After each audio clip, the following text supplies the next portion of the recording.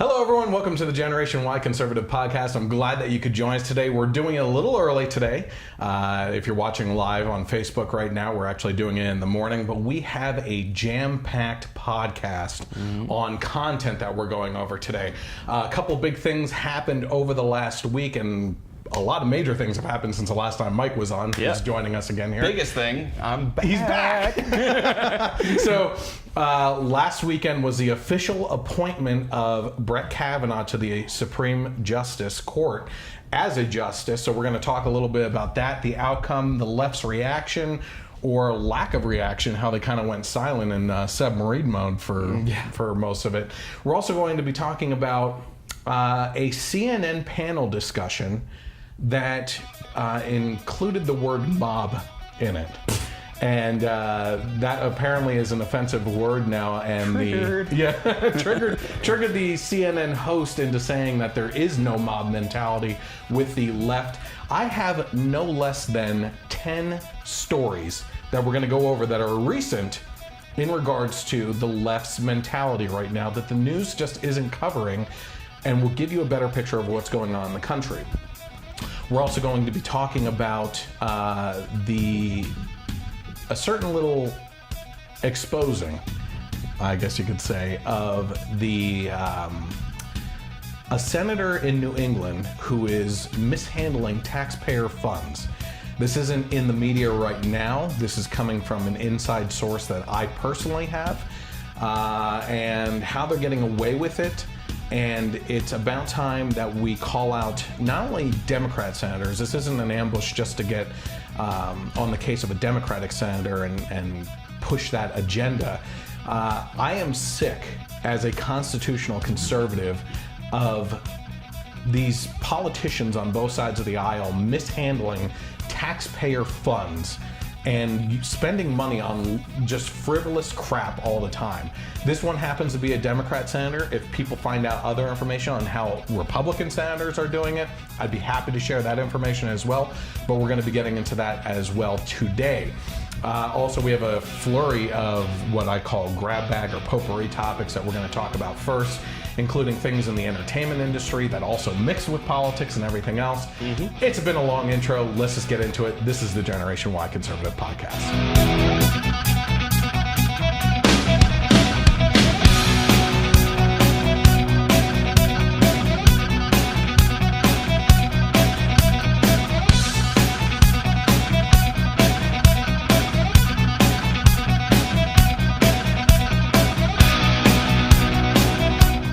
Thank everyone for joining us today. If you're watching on Facebook Live right now, you can head over to the Generation Y Conservative Facebook page and hit the like button, and then also get notifications so that you know when the podcast goes live.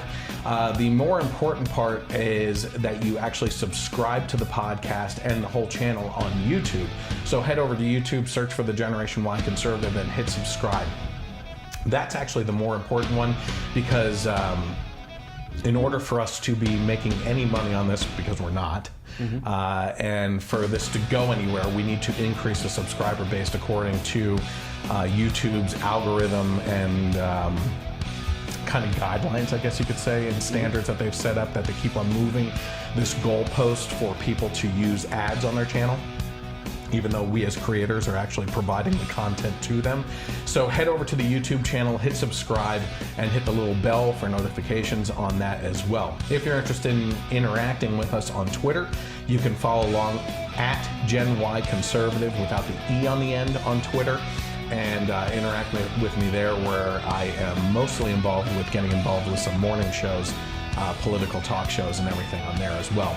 By the way, I have a new nickname, apparently, on Twitter. Someone on the left responded to a tweet that they knew nothing of the context of, and said, "Good luck with your podcast, baby dick." So I didn't know they knew me so well. I know, right? I didn't know they had that intimate knowledge of me of some sort. But I appreciate the well wishes. Yeah. For the podcast. I mean, that's the context of which I took away from it. We're going to just focus on the good luck with your podcast part. Yes, that's everything else can wash away. So You want to catch up on anything? The tolerant left, by the way. Yeah. Y'all good? Yeah, we're good. Let's get into it. I'm glad to be back. I wanted to say, I have a funny story for you because it's been a while since I saw you. And this is a story I've been sharing over the last week or two with friends and family and everything. And where I'm working right now is in a Pocono region, right? It's a big city up there.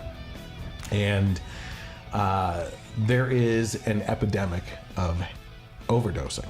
Okay. Heroin. It must be heroin overdosing, right? And I've personally witnessed 2 overdoses over the last 2 months. Yeah, I saw you post about that. Yeah. And I wanted to bring something up about that, but I didn't do the research that I wanted to get like the actual numbers. But go ahead, I'll bring it up. But, so I've personally witnessed 2 overdoses.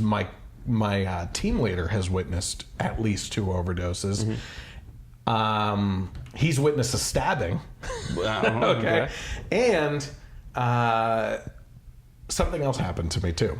I don't know if I told you about this or not. Well, I saw a Facebook post yesterday. Oh, no, not the hawk. Okay. Yeah, I was also attacked by a hawk yesterday.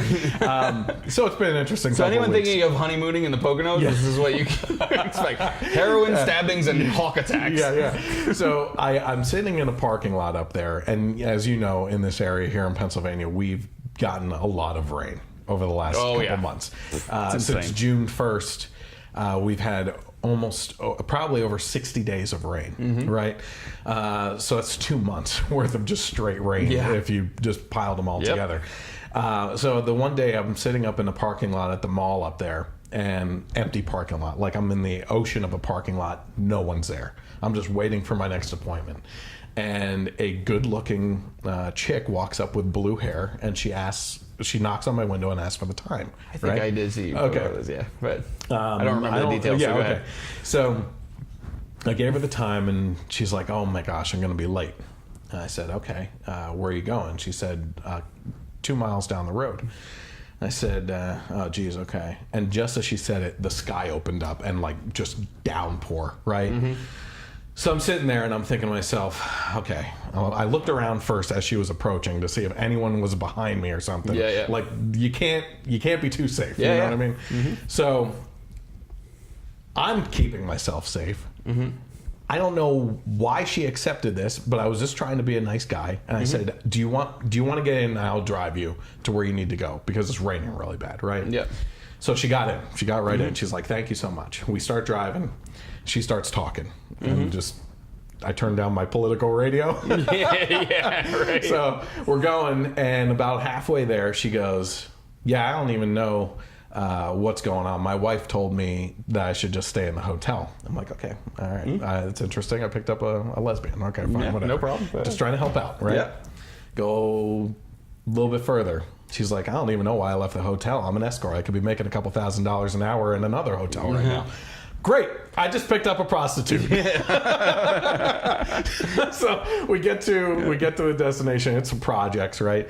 And she gets out. She's like, "Thank you so much." I was like, "Goodbye." I got the hell out of there. So yes, in the Poconos, this is what you can find: overdosing, stabbings, hawk attacks, and prostitutes. You did well, because she probably would have paid you back somehow. Yeah, exactly.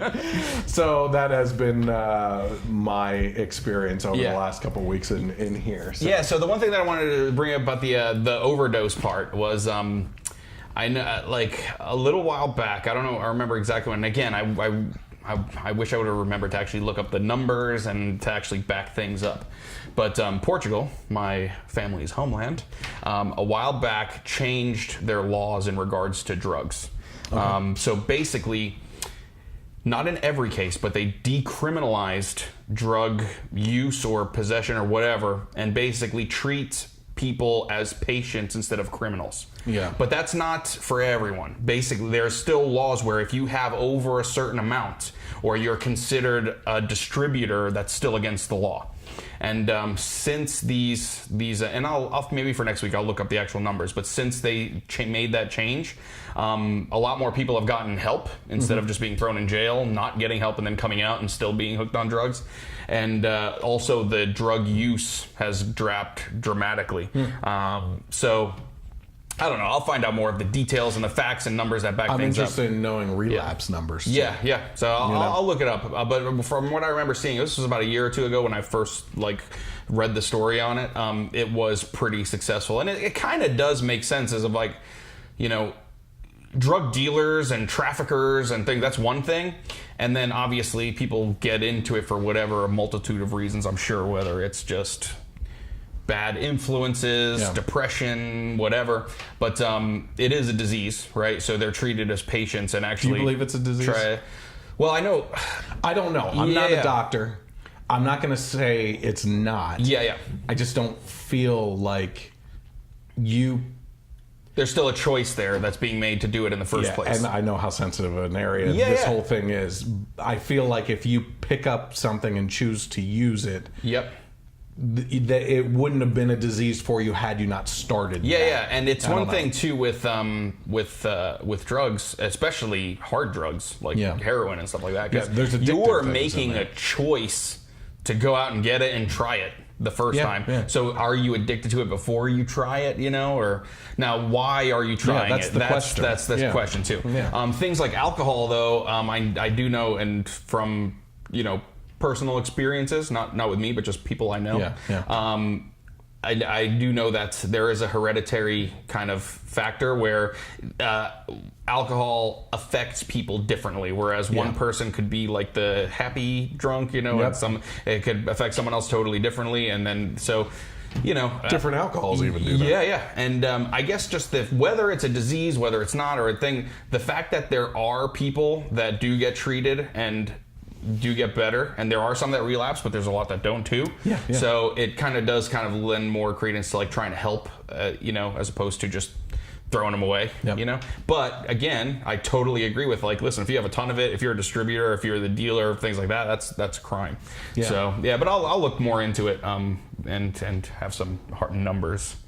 See what the success has been like, if any. So we as a team here at the Generation Y Conservative podcast have been supportive and talking about for well over a year now the fact that ABC canceled, was it ABC? I think so, yeah. ABC canceled Last Man Standing when it was ratings high. That it made no sense and we couldn't understand what was going on. The only thing that you could draw from that was that it was of political choice. That they were sick of the conservative comedy that was bashing the left, and in a good way, because it's a family show. The left can go and say certain things are family shows when they're not, just because it's pushing their agenda. I think Last Man. Do you watch it? I started watching it after after we talked about it, and I watched a handful of episodes. But I did like it. And they'll bash their own side. And everything too, and they try to have conversations with each other. And it's all about trying to raise your kids in a try to raise them right, and one didn't turn out right, basically. Anyway, so, based on your perspective. Exactly. So it's interesting. ABC cancels a show, and the fans just went bananas, basically. Why would you cancel this? There was a push for Netflix to pick this show up and run it with all their, just to release a whole season at a time thing like they did with all the Marvel shows and everything. And then we got word a couple months ago, and we started talking about it, that Fox was picking it up. Right? And I feel like this is a new phenomenon.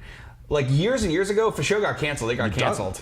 Now, if your favorite show gets canceled, you're always still all right, well, maybe someone else will get it, and it'll continue, because that's happening all the time now. Digital petition. That's starting all the time now. It's crazy. So, The Blaze is reporting that the Last Man Standing reboot, it's not even a reboot, it's a continuation of it and everything, debuted on Fox, was a ratings blowout. So according to Variety, the Tim Allen-led sitcom averaged 8 million viewers in the key 18 to 49 age demographic, making it Fox's most watched comedy in 7 years. So they picked up a winner to continue a winner, basically.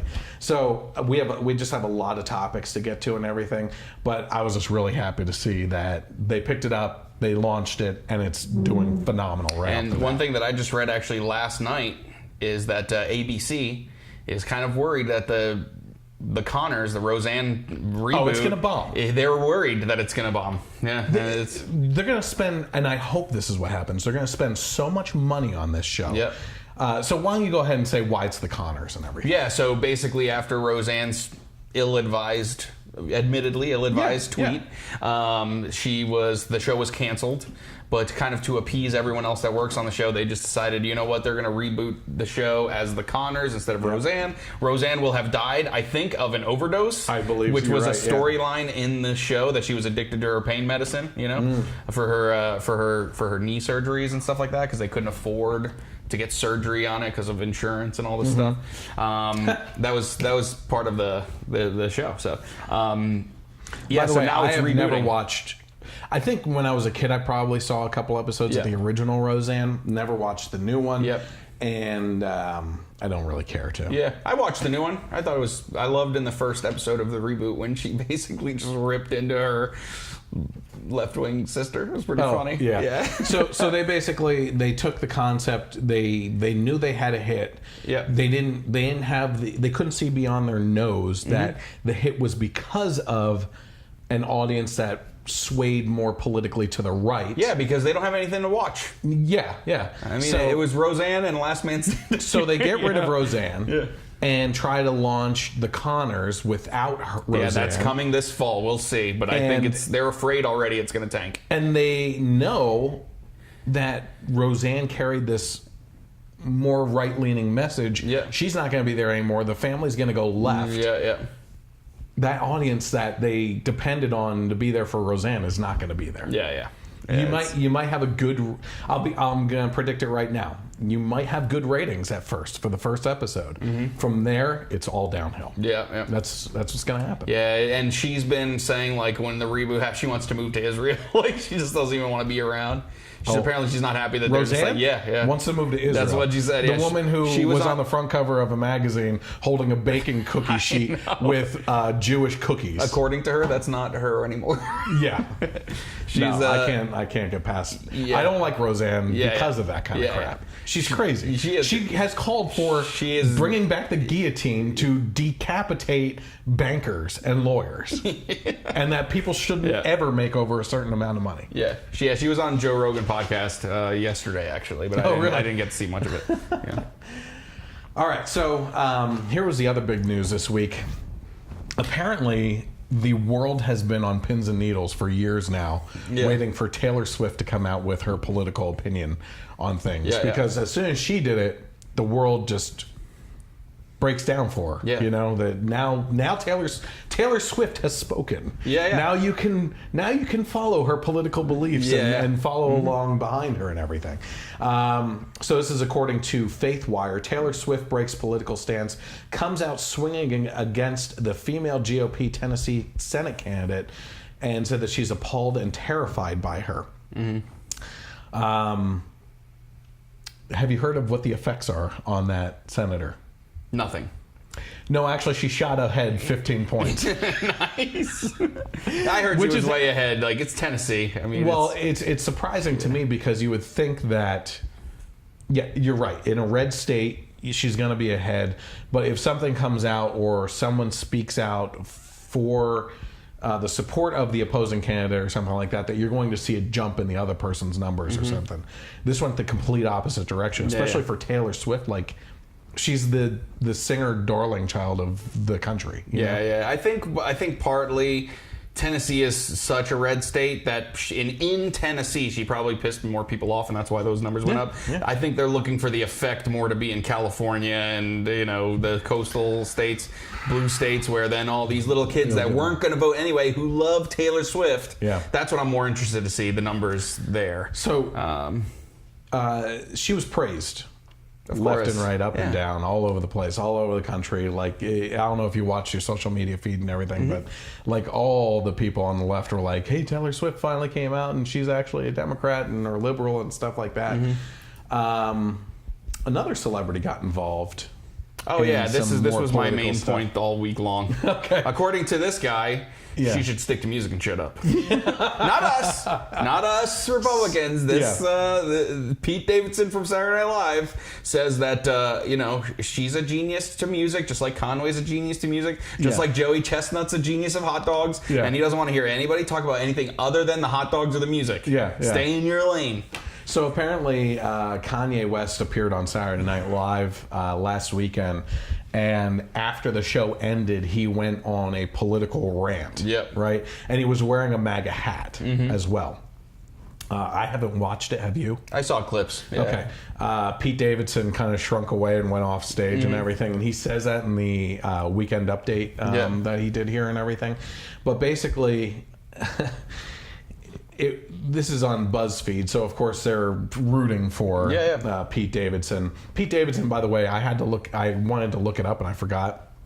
Apparently he has a tattoo of Hillary Clinton. I wouldn't be surprised. He has mental issues. He even brings it up in the thing. Yeah. So he's 24 years old. I think his dad died in 9/11. I think so. Because I remember an interview with him on Howard Stern that he was like directly affected by 9/11 or something like that. So this is what he said about Kanye, though.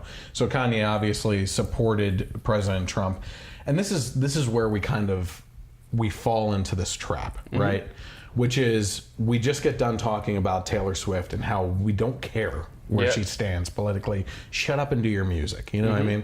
And I have said that about Kanye for a long time too. So it's not necessarily him standing up for Trump and getting bashed for is what I'm upset about. Because essentially we're doing the same thing to Taylor Swift and everything. It's the hypocrisy of it. Right? And Sarah Silverman put out a video too, calling out the hypocrisy on the right, where we're okay with Kanye, but now everyone's telling. And it does swing. I agree. It does swing both ways. The difference is, though, I think the reason that. Like 99.999% of celebrities that we have to hear preach politics is all from the left. So, and yes, we say, oh my God, it gets to the point where it's so overdone by everyone where we're like, oh my God, just do your acting or music or whatever and leave us alone. And then when one comes out in support of the right, it's not so much that we're being hypocritical. It's more of just like, oh my God, it's not all of them. Like there's one. Holy crap, there's one. So, but I get it. But it's something that both, like, for Sarah Silverman to say, oh, we're being hypocritical. That how can you not point at yourself too? We're saying Pete Davidson saying, shut up, stick to your music. But does this apply to Taylor Swift as well? Why is she being celebrated? It goes a little deeper than that. What I'm going to get into. He's mentally ill. Yes. Because and on it, he does say things kind of crazy. Like, did you see the summit yesterday where he just was going on and on and on? It was like streaming from one topic to the next without taking a breath. But like at the end of the day, one of the main things he says is think for yourself. Okay, how is that? Oh, that's a horrible thing. That's a horrible thing to say. Yeah, they don't want you to think for yourself. They want you to think what they tell you to think. So in regards to Mike's comments here, what happened was he said, speaking about Kanye, he said that Kanye is off his meds. Being mentally ill is not an excuse to act like a jackass, okay? He closed the segment by donning a version of a MAGA hat that read, "Make Kanye 2006 again," right? So two things here, right? If this is where I'm talking about that it goes deeper, right? And the hypocrisy of the left. If a Republican had said this about Kanye supporting Obama, that Kanye's mentally ill, and make him back at a certain time again, that's the racist thing. Oh my God, it's so racist. Ever said. There's so much racism going on the left right now. It's insane. And to prove my point on that, let's take a look at what happened with this. With what happened on CNN right here. Okay, let's take a look here. Kanye West is what happens when Negroes don't read. And we have this now, and now Donald Trump is going to use it and pervert it, and he's going to have somebody who can stand with him and take pictures. Just looking at Scott's. Listen, black folks are about to portrayed Kanye West in the racial draft, okay? They've had it with him, and he's an attention whore like the president. He's all of a sudden now the model spokesperson. He's the token Negro of the Trump administration. This is ridiculous, and no one should be taking Kanye West seriously. He's clearly has issues. He's already been hospitalized. Okay, token Negro, right? Mm-hmm. This is what happened when Negroes don't read. Yep. Right? And that he's mentally ill again, they're bringing up, Yep. right? If this was coming from any white person or anyone on the right, including Candace Owens or something, they would be called completely racist. White supremacist. Yeah. They call Candace Owens a white supremacist. Yeah, yeah. I mean, so you have all that going on, and then they reference that those lines were from a Chris Rock comedy special, and from like a long time ago. And then I saw a clip from that same special where he says that black people are just as racist, if not more, than white people. Yeah. So Yeah. it kind of like they prove his point. So you know? I posted a picture on the Facebook page that kind of sums up exactly what the hypocrisy is on the left specifically, because again, we're guilty of it on the right too. But for the left, they're saying that Taylor Swift is brave, showered her with praise, is an example to all, a role model to all youth.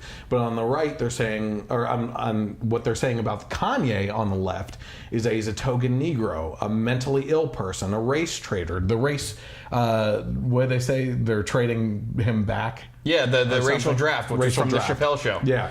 Remember? And They that draft the white people who drafted Tiger Woods. Yeah. And that he needs an intervention, right? So these are all things that the left are saying about Kanye that, you know, this would be completely called out as completely racist behavior. And I believe it makes sense to call them out as being racist for saying those things. If anyone on the right said, I'm not saying that if people on the right said it, they would be called racist when it's not racist. Yeah. I'm saying if anybody says this stuff, they should be called out as racist. Yeah. You know? And I can call them out too because I'm African American. I just had a point. It just fluttered away. It'll come back. Do you know who Banksy is? Banksy? Yeah, that artist. The street artist, right? Yeah.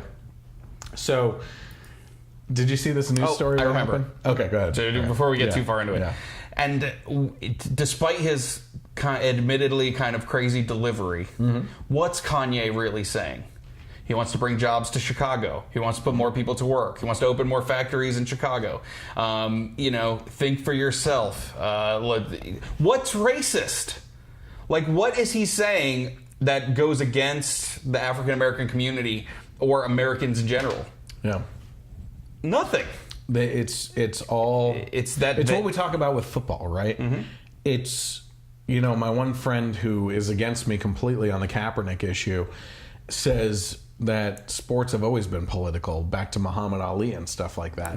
But my point has always been, I watch TV shows and movies to escape from current reality. I listen to songs to identify with that and take my mind off of current reality.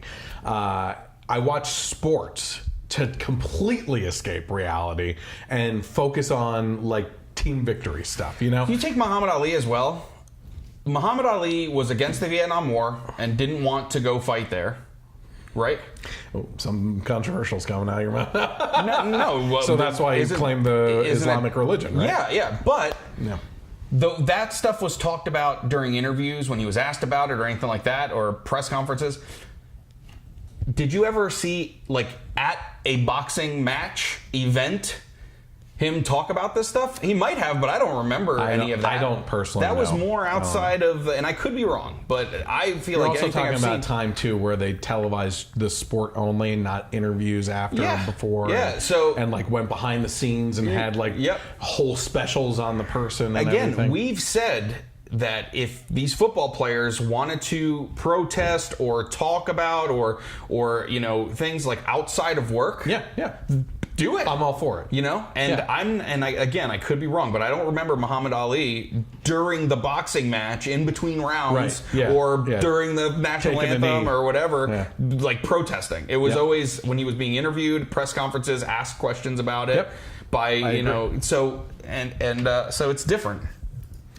No, I completely agree with you. Yeah, it's doing it on your own time, and the only one I can think of is the and I forgive me for forgetting their names, but the Olympic athletes, where during the national anthem held their fists up. Yeah, but they were still standing. Yes. Okay, so Banksy is a street artist that a lot of people love his kind of... He shows up in the middle of the night, spray paints stuff, and does a street art to send messages of things. It's a lot of political messages and stuff like that. And he does not want his work sold, all right, or anything like that. Which led to one of his paintings being sold. Right? And did you see this video? I didn't see the video, but I know it happened. Oh my gosh. Let's take a look. Yeah, I'd like to see the reaction of the buyers. Let's take a look at what happens when one of Banksy's pieces of art gets sold.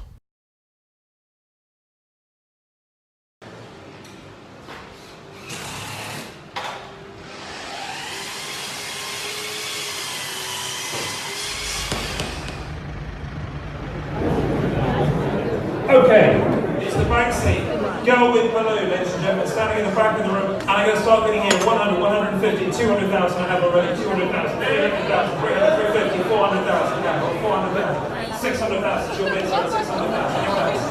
Last chance, and selling for 860,000.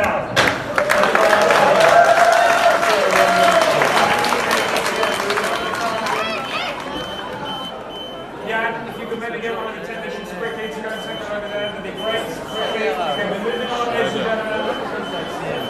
Ladies and gentlemen, we are going to move on here. Sorry if I have your attention. So what happened there was the painting goes for $860,000, and as soon as he hits the gavel, this internal shredder that Banksy built into the frame of this thing turns on by remote. He must have been there. So I bet you if you look at the video from the crowd and all the cell phones and everything, he had to be there. Or someone that he's associated with was doing it too. He hits this thing and it shreds his painting inside, and it comes out the bottom. And it looks like it malfunctioned a little because they only made it halfway down as it shredded. But wow, what a hit to the art world snobs that thought that they were getting a one-of-a-kind Banksy painting, and it just shreds literally right at the auction. I wonder if you should have waited till like they paid and it was in their house. Well, you'd have to be within a certain distance, I'm sure. But because like now, are those people responsible for paying for it still? I don't know. They could probably just say, "Listen, it's not what I paid for." And just not pay. You destroyed it before it got to me. Yep. That's what. I don't think you can make someone. Maybe his whole point wasn't necessarily putting people out $800,000. It was more just saying, "You can't sell my stuff." That's exactly what he was saying. How about this? This is according to CNBC. It says more than 250 people have died while trying to take selfies, study finds. It says our interest in capturing selfies has introduced a new problem, a rise in selfie deaths, according to a new study. Said that Sciences in New Delhi found that 259 people died while attempting to take a selfie between October 2011 and November 2017. So that's a long span of time. One of the videos I saw was a taxi driver in India, I believe it was, that got out of the cab while his patrons were in it and went over to try and get a selfie with a bear, and the bear like mauled him to death. Right. Who could have seen it coming? So you're not Khabib Nurmagomedov. You know that fighter who wrestled bears as a kid. You just want to just beat Conor McGregor. He's a Russian, and there's video of him as a child wrestling bear cubs. Holy crap! Doesn't get much more tough than that. And he mauled Conor too. Oh, jeez. natural selection. Yeah, I mean, I just want to. This is to give credit. It's a Philip DeFranco quote. Don't be stupid. Yeah, yeah. It amazes me. It's the other saying that people always say: just take the warning labels off of everything, and let nature sort itself out with all the dumb people. Speaking of dumb people, according to People. It says parents are divided on whether it's okay to let their kids dress as Moana for Halloween. Didn't we talk about this last year too? Cultural appropriation stuff. Yeah. My daughter wants to be Moana. She's being Moana. I don't care. Yeah. Whatever. And it's not a cultural appropriation. It's a cultural appreciation. Exactly. That is the best way of putting it. And did someone say that before? I don't remember if I heard it or but trademarked. Done. Damn it. Cultural appreciation. No kid wants to dress up as something. Well, first of all, to make Halloween. fun of it. Yeah, exactly. Yeah, well, that's not true. But kids that age and everything. Yeah. They're not dressing to make a point or to raise an issue or anything like that. They're dressing as a character that they are fond of, that they appreciate and everything. And for people to get their panties in a twist over cultural appropriation when it's cultural appreciation, that's the best way. I don't remember who it was, but I think I remember hearing that phrase during the girl who wore the Chinese dress to prom. Yep. I think I remember hearing it around there, and it's the best way to put it. I mean, there's a way to tell if someone's doing something with a negative intent or if they just like something. Yeah.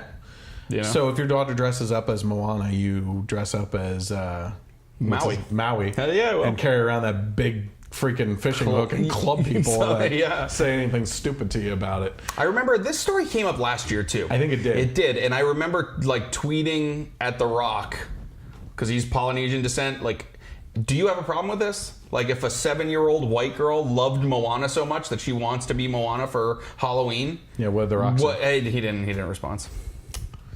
He obviously doesn't know you. That Mike. time. Did he respond to something that you put out? No. Oh, okay. No. This is according to AGG or AmericanGG.net. It says a wealthy homeowner refuses to move tank, like literally a war tank. Military. I saw this. I think you posted. According to the HOA, and he said that the HOA is welcome to try and tow it. Why does he have a tank in his front yard, though? Did he say? Well, let's just read the first 5 words. Okay. A homeowner in Houston, Texas. There you go. So that's why I love Texas. Yeah. You want a tank, you get a freaking tank. Yeah. You know what I mean? It says he's in hot water with his homeowners association after parking a fully restored Sherman tank outside of his home. Tony Busby made a small fortune as an attorney and spent over $600,000 restoring an authentic World War II Sherman that landed at D-Day. It was actually one that was there. It says to him, the tank is a piece of history worth preserving, but his neighbors say it shouldn't be preserved on the street. This isn't Austin. This is Houston. Yeah, you just see a tank pointed at your house. Yeah, remote control the turret on top. And I can imagine like a neighbor across the street. Listen, we're not liberals. We're just freaked out that a tank is pointed at our house. He's standing in a crowd. Listen, guys, the HOA is saying here that I can't have this tank outside of my home. Does anyone disagree? Frank, you're raising your hand. He's like, never mind. Sorry. Sorry, Tony.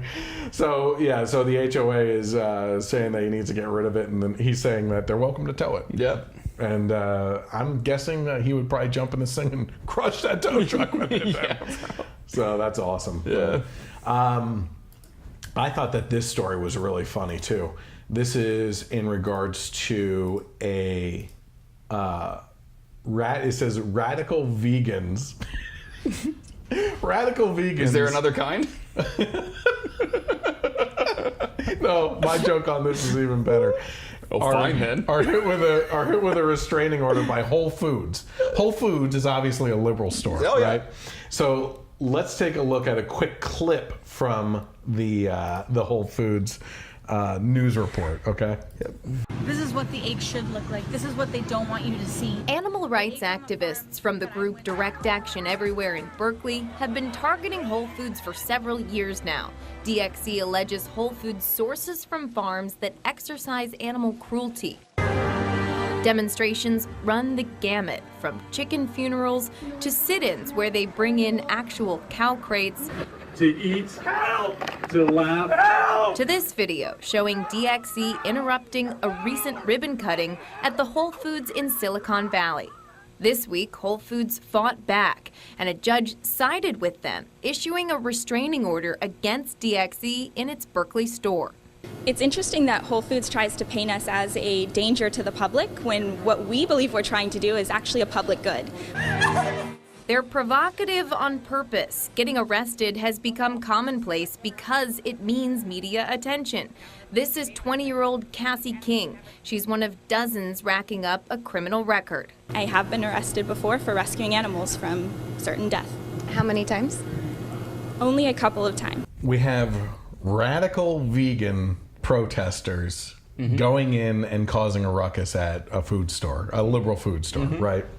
My point to everyone was, wait 10 minutes. How much energy can a vegan really have? They're eventually going to leave from exhaustion, not having the protein to get themselves through the day. You know, but here are these. You saw, if you're listening to the podcast, you should really watch the actual YouTube and Facebook version, because you can see just how bat crap crazy these vegan protesters are. Like, the first thing that they showed was pouring, like, fake blood over the eggs and everything, because obviously you have to murder chickens to get the eggs. There's so much death involved there. So it's so ridiculous what it doesn't even make sense, you know? Now, I can understand the mentality of people who are upset with the confined conditions of animals that are raised specifically for food and everything, instead of like grass-fed and processing. Everything. Like, I get that. There's a lot of foul crap that goes on in the food industry, and you know, I personally have a really good friend who is very conservative and calls me every week to talk about politics, that has given up meat because of that and everything.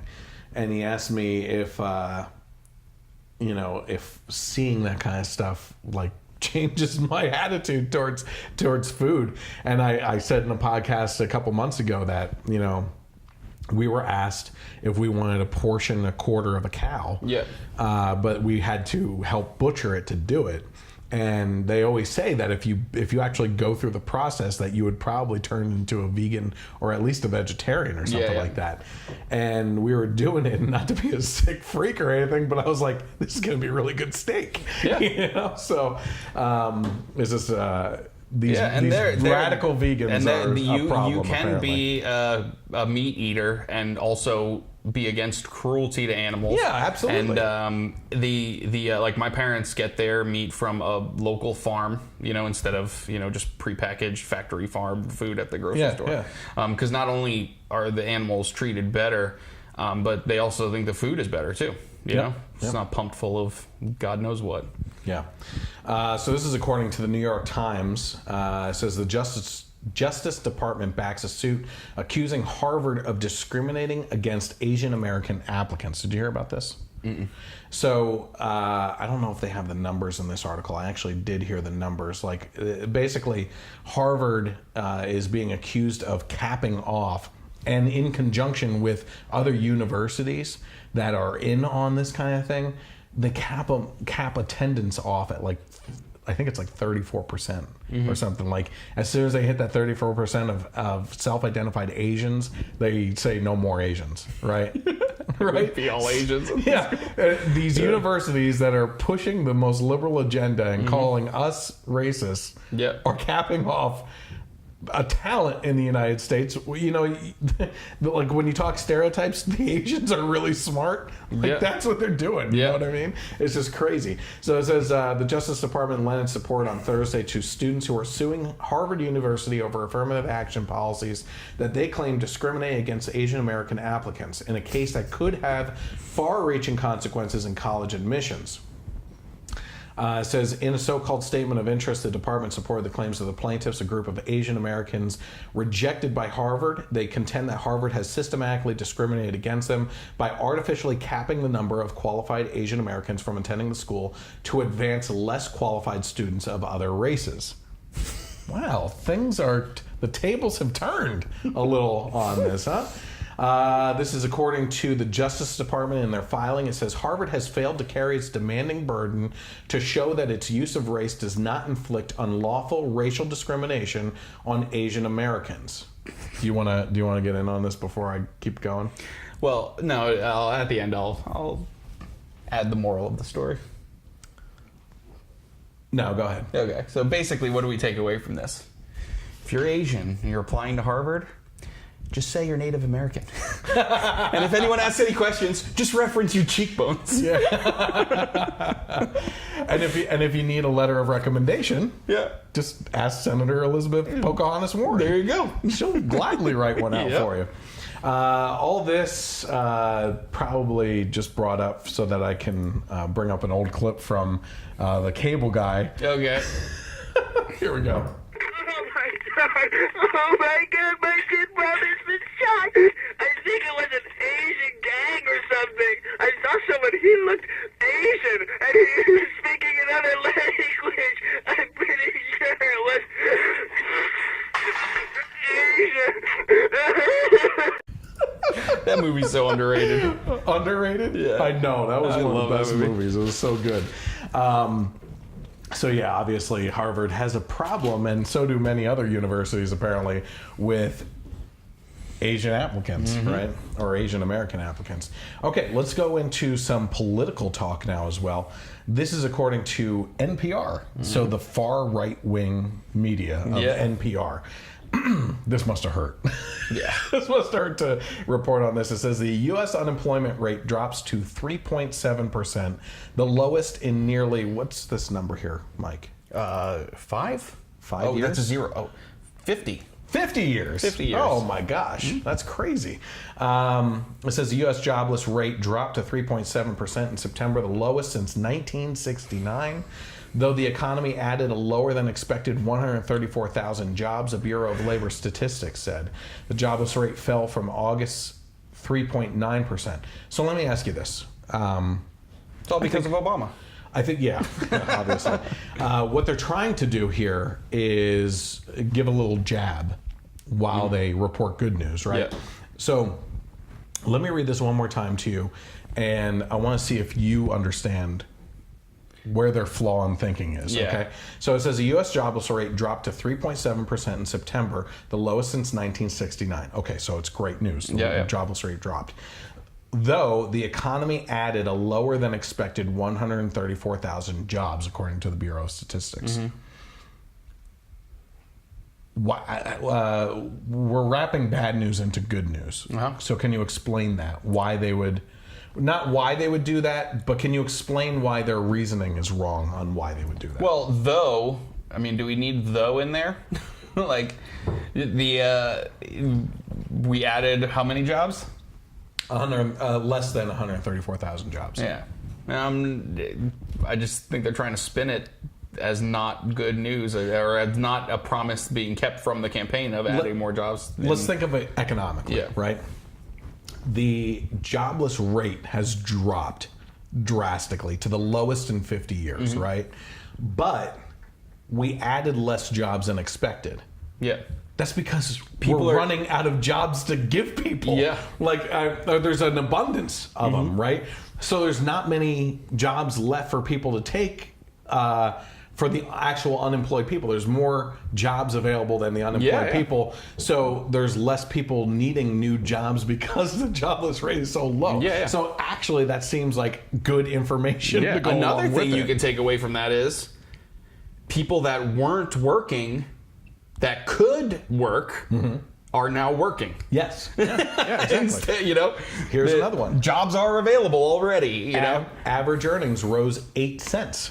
Oh, because that's the other thing, too, that people always complain about. Oh, yeah, well, the unemployment rate's down, but wages aren't going up, which that's not true either. I mean, 8 cents, but still, It said to 27% $0.24 or 27 cents or $27.24 per hour last month. That's a high per hour? Yeah.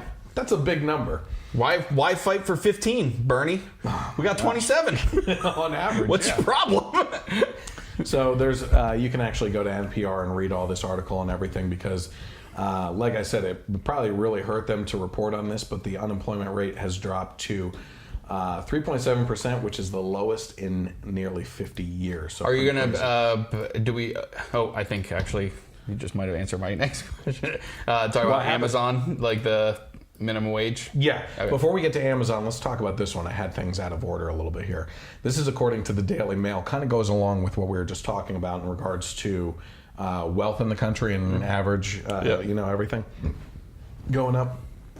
It says, the headline says, a new global majority. Half the world, not the U.S., half the world is now middle class or richer. Yep. Half the world. Yep. That's insane. Yeah. If you take the average, or you take a look at what the poor make, the average of the poor here in this country, and compare it to other countries and everything, that's kind of like always the right's argument is you take that comparison. The poor here are wealthy beyond means, is compared to other countries and everything, but. Cost of living, too. Cost of living, you have to figure in everything that goes into that. Obviously, it puts you into a different category here and everything. Conditions, I would argue, are still better than other countries. You're not walking 10 miles with a clay pot on your head to get a bottle of water, or a vase of water and carry it back to your village or anything like that. But here it is. So it says half the world is now middle class or richer. For the first time, not in 50 years, for the first time, the majority of the world's population is not poor or vulnerable to poverty, and the middle class accounts for the globe's largest economic group. As of September, an estimated 3.8 billion people are now middle class or rich. Asia is driving middle class growth as companies have increased productivity and improved manufacturing technology to become more profitable over time. A majority, nearly 3.6 billion, of those are strictly middle class, defined as households that spend $11 to $110 per person per day, and the number is growing.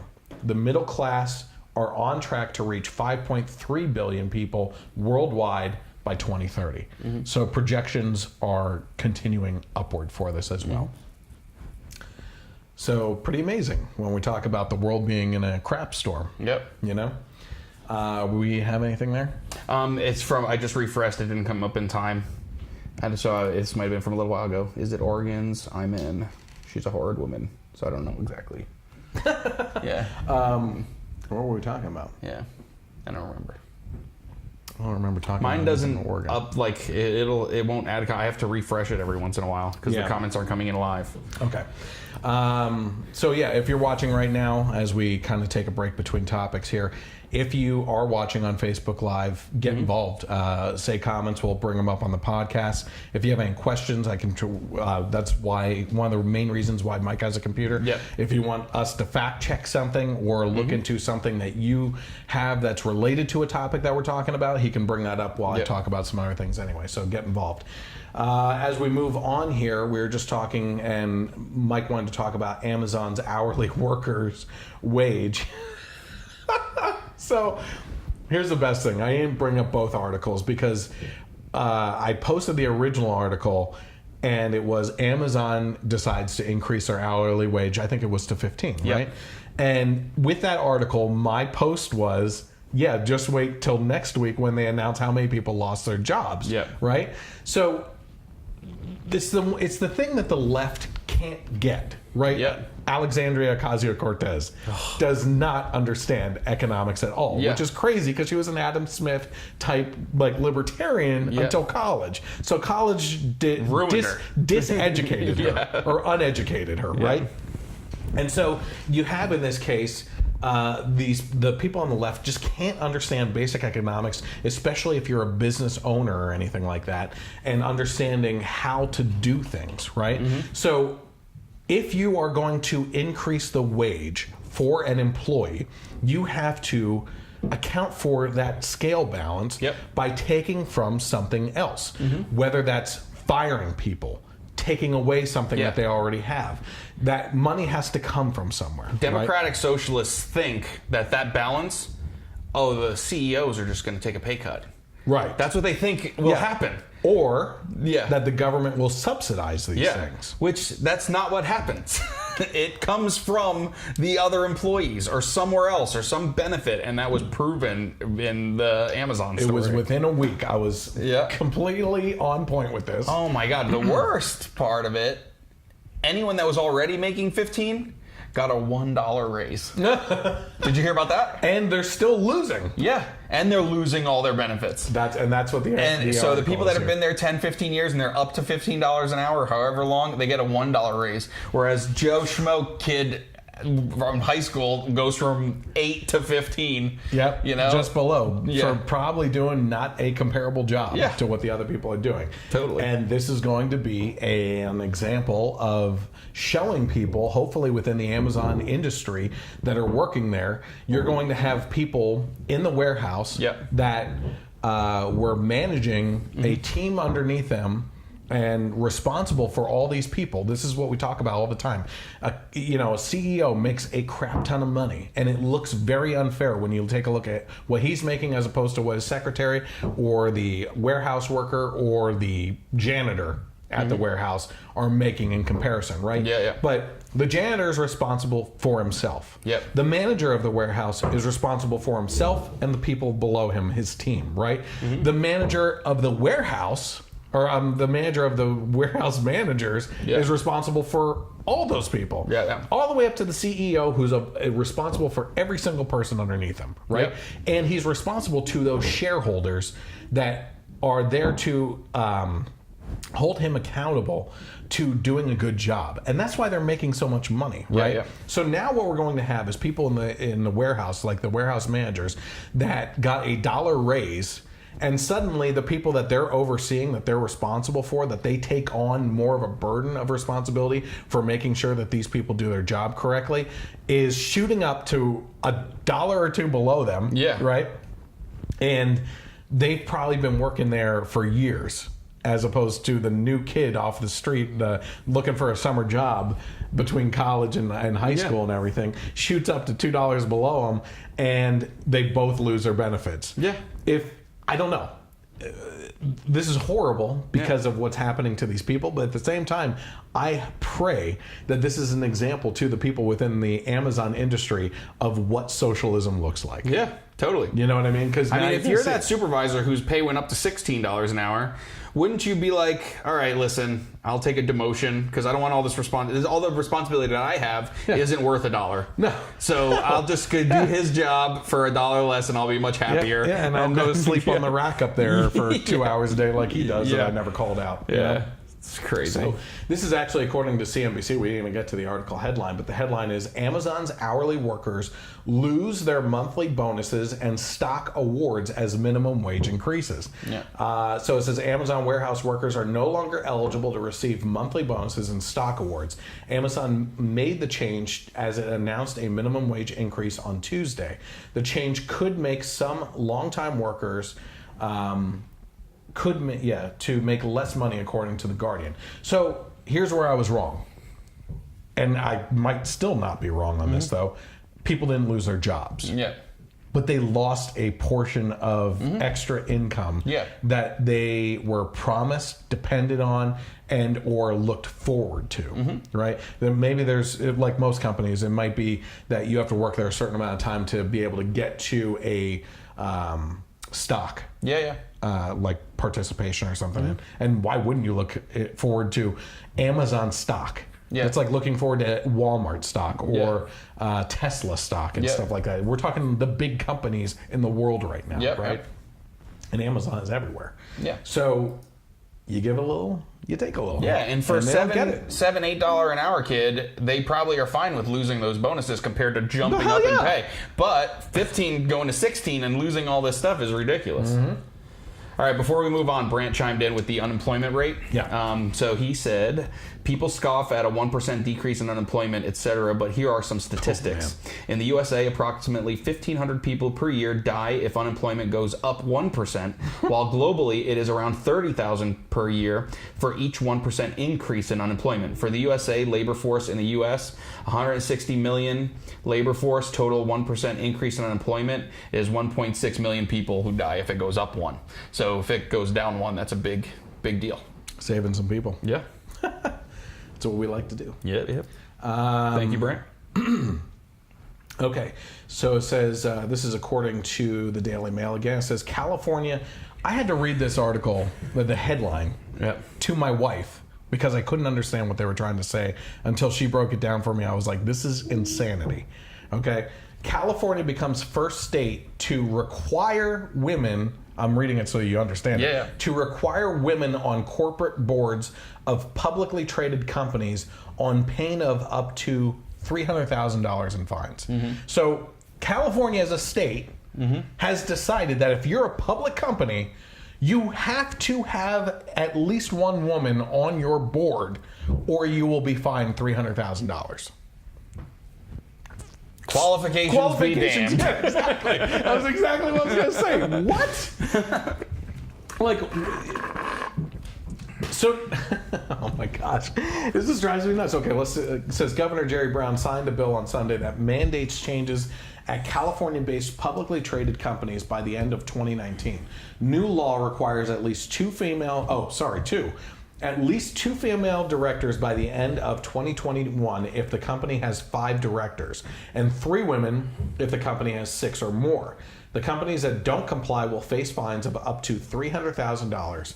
A fourth of publicly held companies or corporations with headquarters in California currently do not have any women on their board of directors. A fourth, so 25%. Just in case you all know. Oh, thanks. So this isn't just make an joke, but this isn't just saying that you need one female. It's according to how many or directors you have, the percentage wise goes up of how many females you need on there. And it's like, how many times does hypocrisy need to be pointed out on the left? You know, men and women are just the same. Well, that's not what you're saying here. You know, you're saying that we need to have women. Why? What would a woman change on that? Yeah. It's a company. It's not a government either. Like, so like the whole representation, the company's job is to make as much money as possible. Yeah. What does representation have to do with that? Like, and here's the thing. We're not saying, here's what we're not saying. We're not saying don't put a qualified female on the board of directors. What we are saying is there's probably a reason why a female director hasn't been appointed, because there hasn't been one qualified. If you're qualified, you know, why wouldn't you, as a corporation that is there to make money, hire someone that's going to do a good job of helping you with that goal? Look at HP. Carly Fiorina was a CEO, qualified, like she should be. You know, and there should be laws preventing discrimination.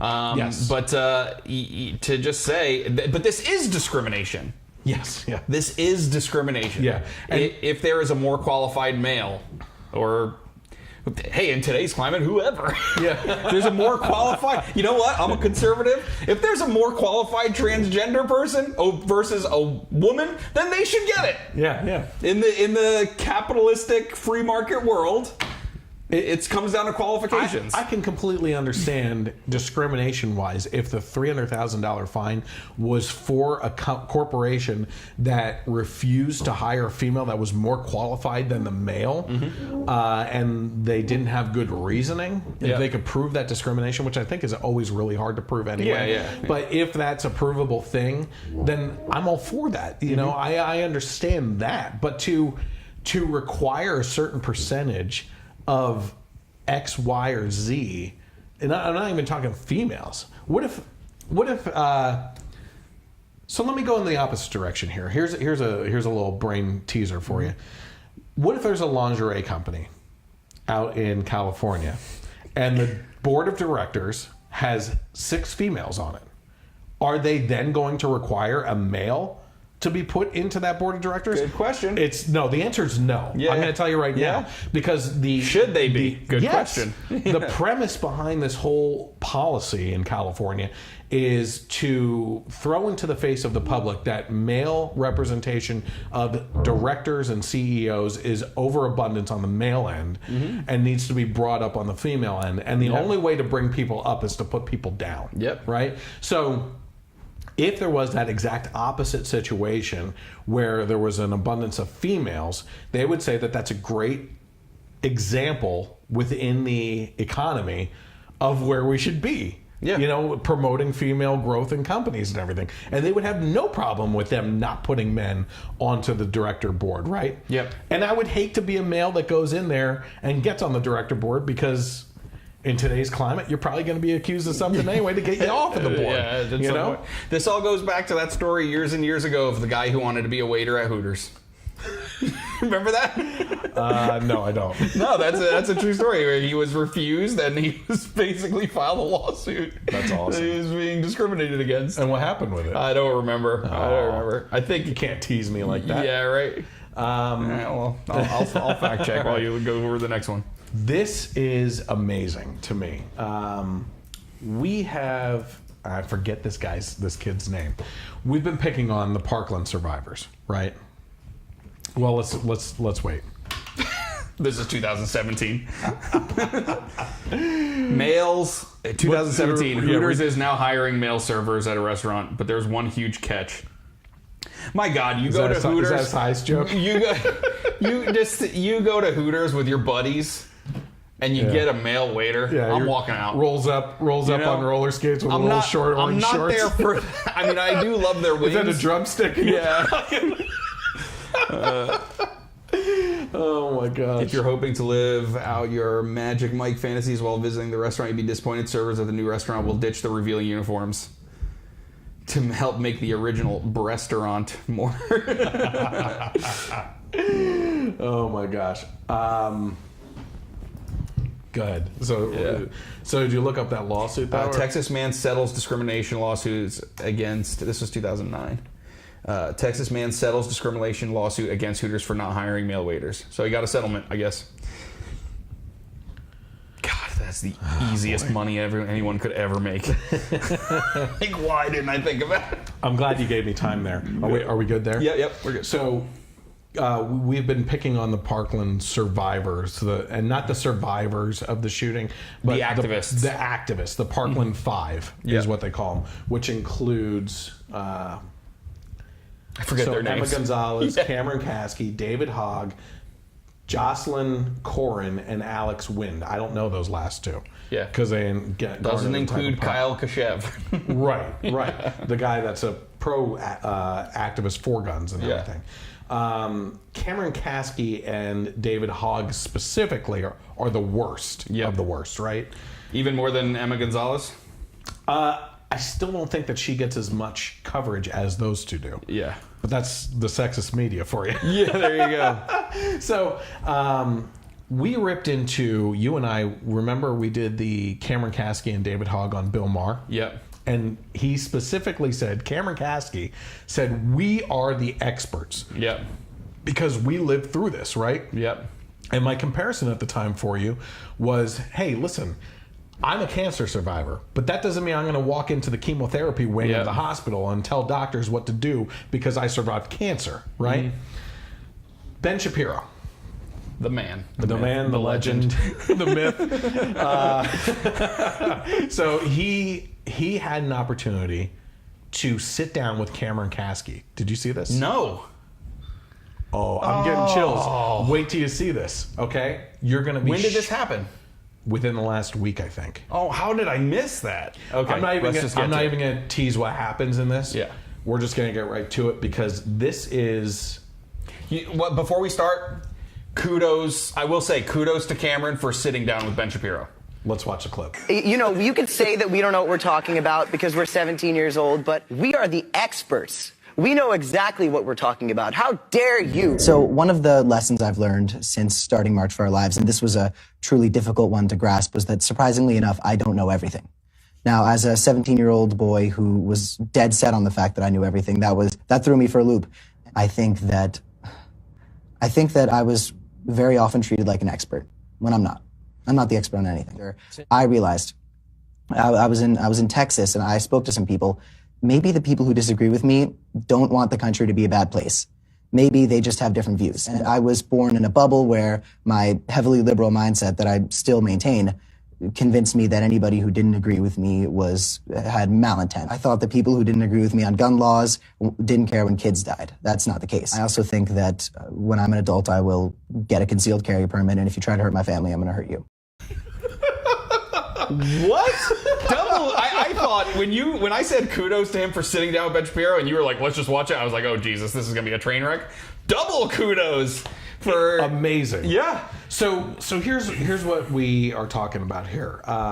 Yes, number one, I can't even believe that he agreed to sit down with one of the leading conservative voices in the movement, Ben Shapiro, right? We've been talking a lot. I mean, didn't this kid see what happened to that actor, Mark Duplass, for agreeing? Yeah, exactly. We've been talking a lot, though, about an underlying current of my podcast over the last 2 years, I would say, has been civility in this country, right? Yeah. And the fact that we can't talk to each other anymore about things that we disagree with politically, right? Mm-hmm. And certainly, yes, we have our bent on this podcast where we take things and make it funny. We make fun of political situations and we kind of rip people apart and everything. But we also give the benefit of the doubt and we point out discrepancies and hypocrisies and everything. And we keep on saying the only way for us to move past this incivility, which we're going to be talking about big when we get into Big league. When we get into one of the later topics, is that there's just no civility. So not only did he come in and sit down with Ben Shapiro on this, there was a civil conversation that took place, right? This kid who claimed that he was the expert because he went through it, and how dare you, like completely animated and everything on Bill Maher, speaking to the audience, was in a private setting with a conservative that could have destroyed him on things, right? Mm-hmm. And had a civil conversation.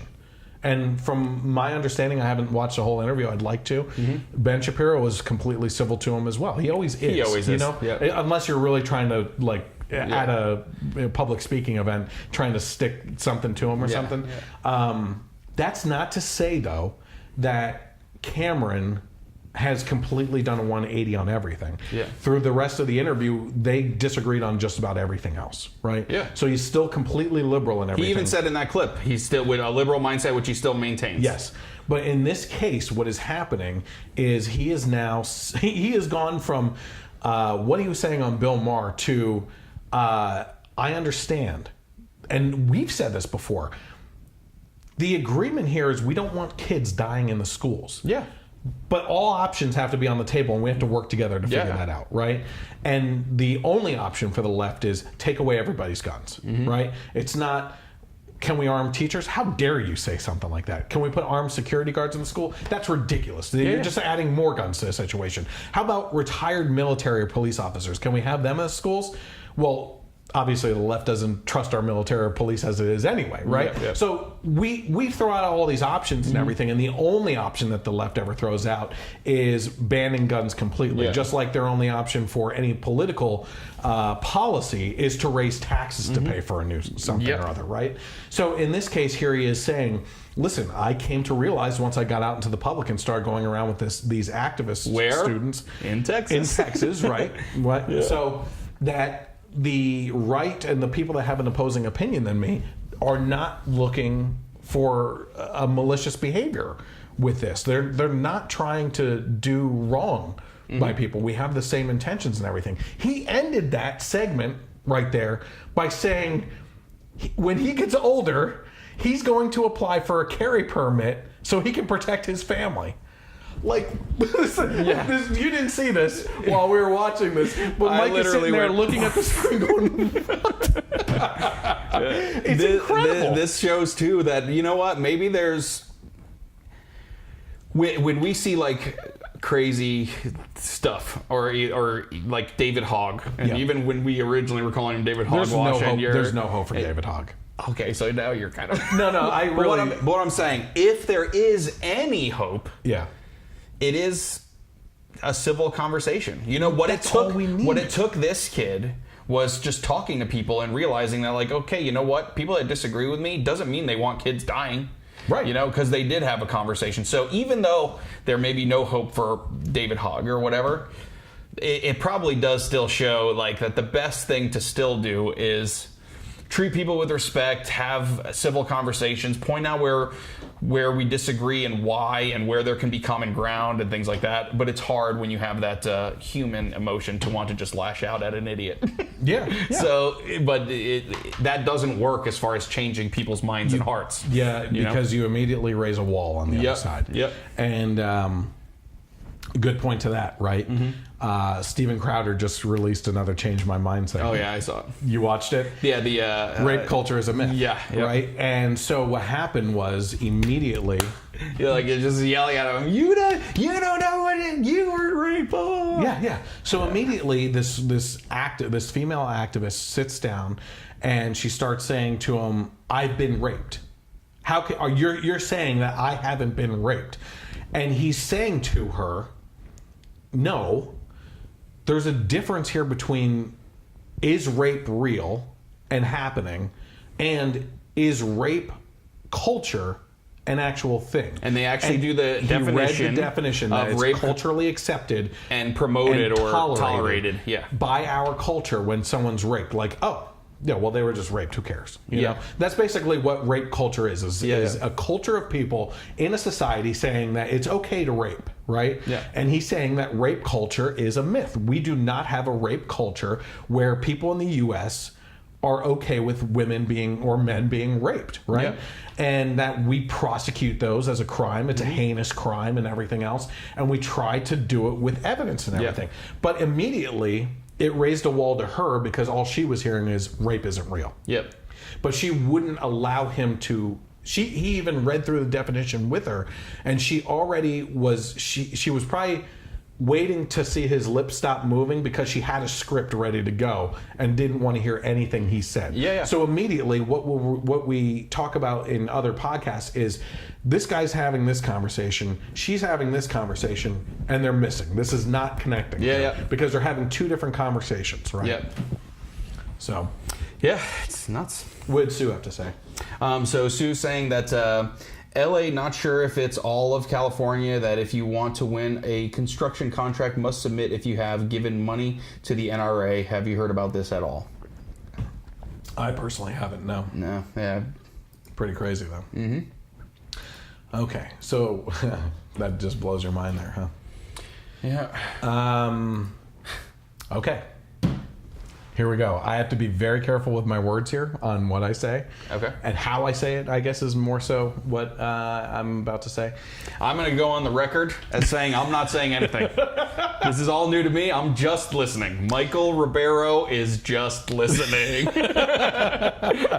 So it's come to my attention by some inside sources that Senator Chris Murphy of Connecticut, a Democrat senator, has been mishandling taxpayer funds to help pay for his staffers' travel between D.C. and Connecticut for plane flights and stuff like that. And the way that they do this, allegedly, Mike is my attorney on this podcast. He said say allegedly as much as possible. As much as possible. Allegedly, what happens is the staff,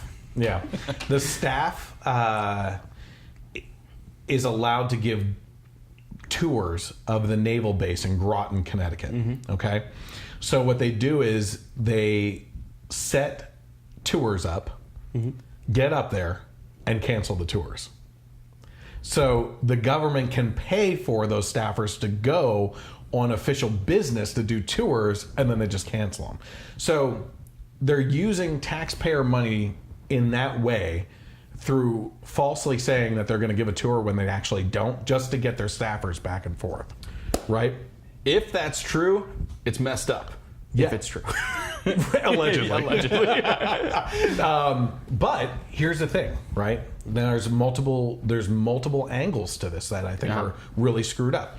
Number one, how do you find out about these tours, right? Mm-hmm. I don't know. I didn't look that deep into it. So how do people sign up for these tours? Is it citizens that are signing up for these tours, or is it the staff saying they want to go on a tour for them to go up there and actually cancel it anyway because it was just them and they weren't going to do it anyway, right? So who knows? They probably do that as a secondary thing to get up there if no one signs up for a tour anyway. I don't even know where you would sign up for a tour of a naval base with a staffer of a senator or anything. Number two, this is the most important part. Because these happen, right? The Navy has to prepare the base to get ready for a tour. Okay? So now they go through the process every single time to prepare the base for a tour, and it gets canceled.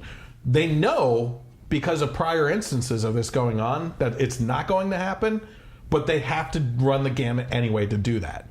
So now not only are you wasting taxpayer money, you're wasting valuable resources and time management of the Navy personnel itself as well. Which also is funded by taxpayer money.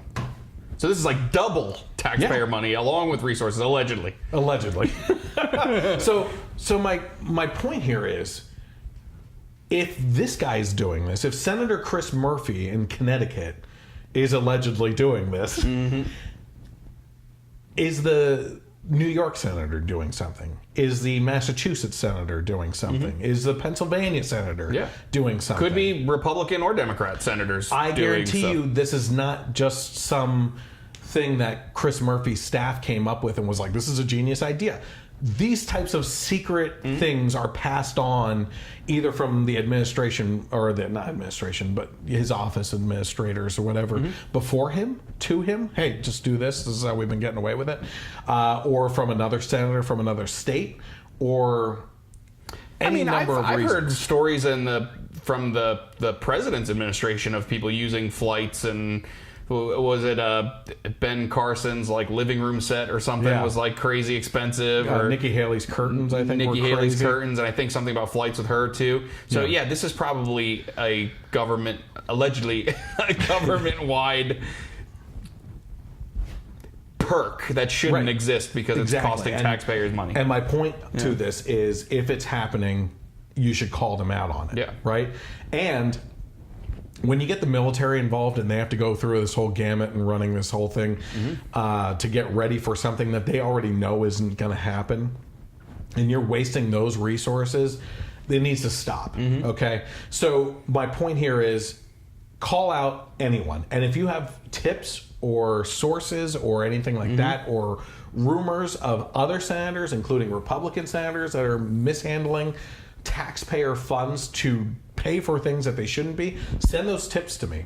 I will gladly point out the hypocrisy, the misappropriation of funds and stuff like that on this podcast any point in time. And when you talk allegedly. about as being a conservative and a big thing with balancing the budget as far as cutting costs, this is the stuff that can be dealt with and cut and save money. If nothing else, if I cut out this video on YouTube so that you can share it and send it right to Chris Murphy's Twitter, right, and ask him, is this happening? Are you doing this? At least this stops, and they have to scramble to find a new way, right? And we will set those walls up in that maze for them to get to their cheese any way possible, you know? So my request of you is that when I split off this video, share it with Senator Murphy, or just tweet at him and say, is this happening? You know, people need to be called out on this stuff, because we have a deficit problem in this country. It's just, that's a fact. It's actually gotten worse under Trump, even with everything doing much better. I think we've added 1.2 trillion over the last year. It's bad. Okay, and both sides are guilty of this type of thing. Are there good things that are happening? Of course, we're pointing out good things all the time that are happening. But we have fools like this, who we've actually talked about before, with his supporting of the alleged American fools. his support of the American Care Act. or Affordable Care Act. Yeah. And the stupid things he said about that and everything. We've talked about Murphy before. Okay, in that regard, fools. Yes, yeah. So, reach out to Senator Murphy, whether you're a Connecticut resident or not, and ask him if he is actually using taxpayer funds to get his staff back and forth from D.C. to Connecticut by setting up a scheme, I would call it, of using naval-based tours and then canceling them once he gets there. Right? Yep. It's ridiculous. So we'll allegedly move on to the next topic. Okay, this is according to the Daily Wire, which is Ben Shapiro's site, actually. It says Ginsburg, RGB, or is it RBG? Or RGB? RBG. BG. Ruth Bader Ginsburg. Yeah, that's it. Forgets the 14th Amendment, and the audience has to give her a pocket-sized Constitution. Oh, my God. So, Supreme Court Justice Ruth Bader Ginsburg forgot the contents of the 14th Amendment while speaking to the National Women's Party in late August and needed an audience member to give her a copy of the Constitution so she could remember what it said. The person interviewing her, Jill C. Morrison, said, so you've written a few articles over the years about the need for the ERA. And you've, of course, noted that the ERA could give the Supreme Court a more secure handle in its support for equality. But as you mentioned, as both a litigator and in your time on the court, you've actually built precedent in that area. So could you explain why you believe that the ERA is still as needed today as it ever was? So it ended up with her trying to reach for a person fine. Look, you forget things. You know what I mean? But your purpose on the Supreme Court is to interpret the Constitution, and it's you listened to someone read the Constitution this week, you told me, on an audiobook or something like that. Yeah. How long did it take to read the Constitution? 30 minutes. Okay. 30 minutes worth of material to read. Like, if that's your job for the lifetime appointment, that you don't be have memorized. You should be able to recite it. The 14th Amendment states, and in Old English, at least a gist. Give me the gist of what it means. For crying out loud. And this woman's in her 150s at this point. Next one to be replaced, by the way, by the Trump administration. Most likely. And hopefully it's Amy Barrett Cohen that replaces her. Yeah. Right? What do you got? Yeah, so one thing I did want to bring up, and this is kind of a credit to Ginsburg. I have a lot of credit to give. I saw this. This was from September, talking about the confirmation process and how it is now. And there was a video. Did you see that video? I mentioned this on the last week's podcast. Oh, you did? 2 weeks ago. Okay. Yeah, there's a video. But basically, she's saying the way it was right. The way it is wrong. If she could have a magic wand to change it back to the way it was, where it was truly bipartisan, she would if she could. So, I mean, even she can see that the way things are being handled are insane. And Sotomayor were all confirmed and appointed with 0 votes against them. Yep. And they're the most extreme radical left on the Supreme Court. Yep. And Ginsburg is a hero of the left and everything, but even she's saying, confirm them. This is the circus that's going on right now is ridiculous. Yep. You know? Yeah, I do remember that I think she has come out and said that she wasn't going to retire at least until the next presidential election. Yep. Kind of fingers crossed, you know. Yeah. But if he wins again, I don't see her making it another 4 years. As of right now, I don't see him losing. Yeah, whether it's retiring or Yeah. otherwise. It's crazy. Yeah. Okay, so let's see here. The next one is... no, we're going to say that. That was one of the best parts of Lindsey Graham 2.0. It was the tell Sotomayor and Kagan and Lindsey said, because I voted for them.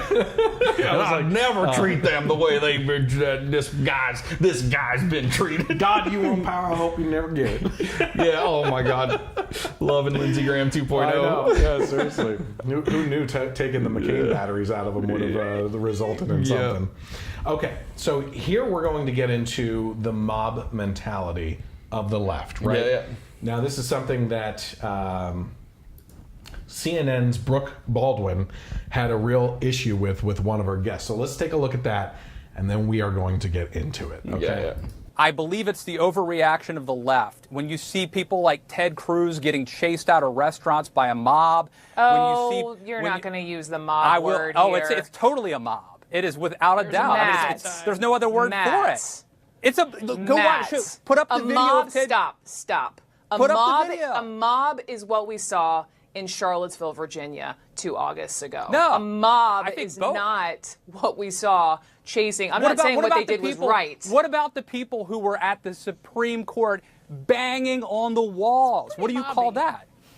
Civil protest? Or is that a mob? I think it's easily a mob. Yeah, and if it were Tea Partiers, we'd call it a mob for sure. Come on, let's be serious. Let me move past the M word. Even she kind of chimed in there, like if it were Tea Partiers, they'd call it a mob for sure. Yeah. And the host is like, you were started talking right before the last thing that she said. Let's move past the M word. Yeah. CNN has no problem with the N word when they call Kanye a token Negro, or a Negro that doesn't read. Yeah. You know, no problem with that. It was the same guy, but then when he says mob, whoa, we're not using the mob word, are we? And to be clear, he's the guy that stayed silent throughout that whole panel thing. He wasn't the one saying the not N-word. chiming in. No, understandably so. Yeah. So CNN, Brooke Baldwin specifically, has a problem with us labeling the left with a mob mentality of sorts, right? So let's take a look just over the recent course of media history, what's been going on. This is Hillary Clinton this week. Do you see any way, even a conservative thing who I was speaking of yesterday said the only way to repair America is to try to get back to some civility and to try to make it that even if we have political disagreements, we're not going to war with each other, we're not trying to destroy each other? Well, certainly, I would love to see us return to civility, listening to one another, working out our differences. That is not the Republican Party that exists today, and that is certainly not the administration that we have in power right now. When the Republican Senate denied the right of President Obama to have his nominee for the Supreme Court, Merrick Garland, heard. I think you even wrote that they stole a justice from the Democratic Party. I think they did. I mean, to keep a Supreme Court seat open for a year, to deny a distinguished jurist, they could have voted him down. They could have said, well, for ideological reasons, philosophical reasons, we're not going to vote for him. But no, they stonewalled. And that was such a breach of Senate ethics and the constitutional responsibility of the Senate to advise and consent on nominations, that you cannot be civil with a political party that wants to destroy what you stand for, what you care about. That's why I believe if we are fortunate enough to win back the House and/or the Senate, that's when civility can start again. But until then, the only thing that the Republicans seem to recognize and respect is strength. Before we get into the call of the incivility stuff, we have mentioned the Merrick Garland situation as a pitfall to the Republicans, that they should have held that vote. Yep. You know, different situation though. That was an outgoing president that was appointing someone that the people weren't deciding on. Whereas Trump put out a list of people that he would appoint to justices, and the people had an option in that, right? And between him and Hillary with everything. Plus, that was a Senate change. This is from a presidential change. Who is the actual person that appoints the Supreme Court, or at least recommends, right? So they should have held the Merrick Garland vote. I think it was wrong that they didn't. They could have said no to him anyway, you know? So I think a lot of people on the right have called out the discrepancies there with the Republicans. But for Hillary Clinton to go on and say that you can't be civil unless we win. Yeah, unless we take over again. Yeah. What? That's the worst. Like, we'll only be civil if we're in power. Yeah. That's it. Like, so until now we rule over you and can tell you what to do, we're not going to deal with you. So now setting that precedent and making that statement publicly, if they do take power, do the Republicans have to be civil? Right. Yeah. They don't understand the precedents that they set. No. They should have learned from Harry Reid making it a 50 vote, remember? Yep. Like that, now that gives us the opportunity to do the same thing. Yeah, McConnell said you're going to live to regret that decision. Yep. And now, okay, let's say you do take power back. Okay. You think banging on a door is going to be a big deal? One side has guns. That's what I've been saying. Let's hope it never gets to that. Yeah, but exactly. I mean, you want to start a war? Yeah, with people that have guns as opposed to people that melt down from words. Yeah, you know, like we don't want that war to start. But if you want to start it, as a matter of fact, the Second Amendment loving, patriotic Americans of this country have shown an amazing amount of restraint in these cases. If you ask me. So that was Hillary Clinton. Let's go to also this week what Eric Holder had to say. Michelle always says, Michelle Obama, I love her, you know. She and my wife, like, really tight, which always scares me and Barack.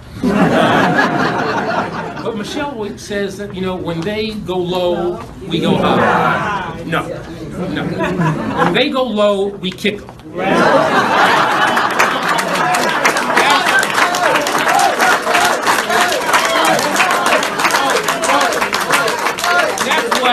That's what this new Democratic Party is about.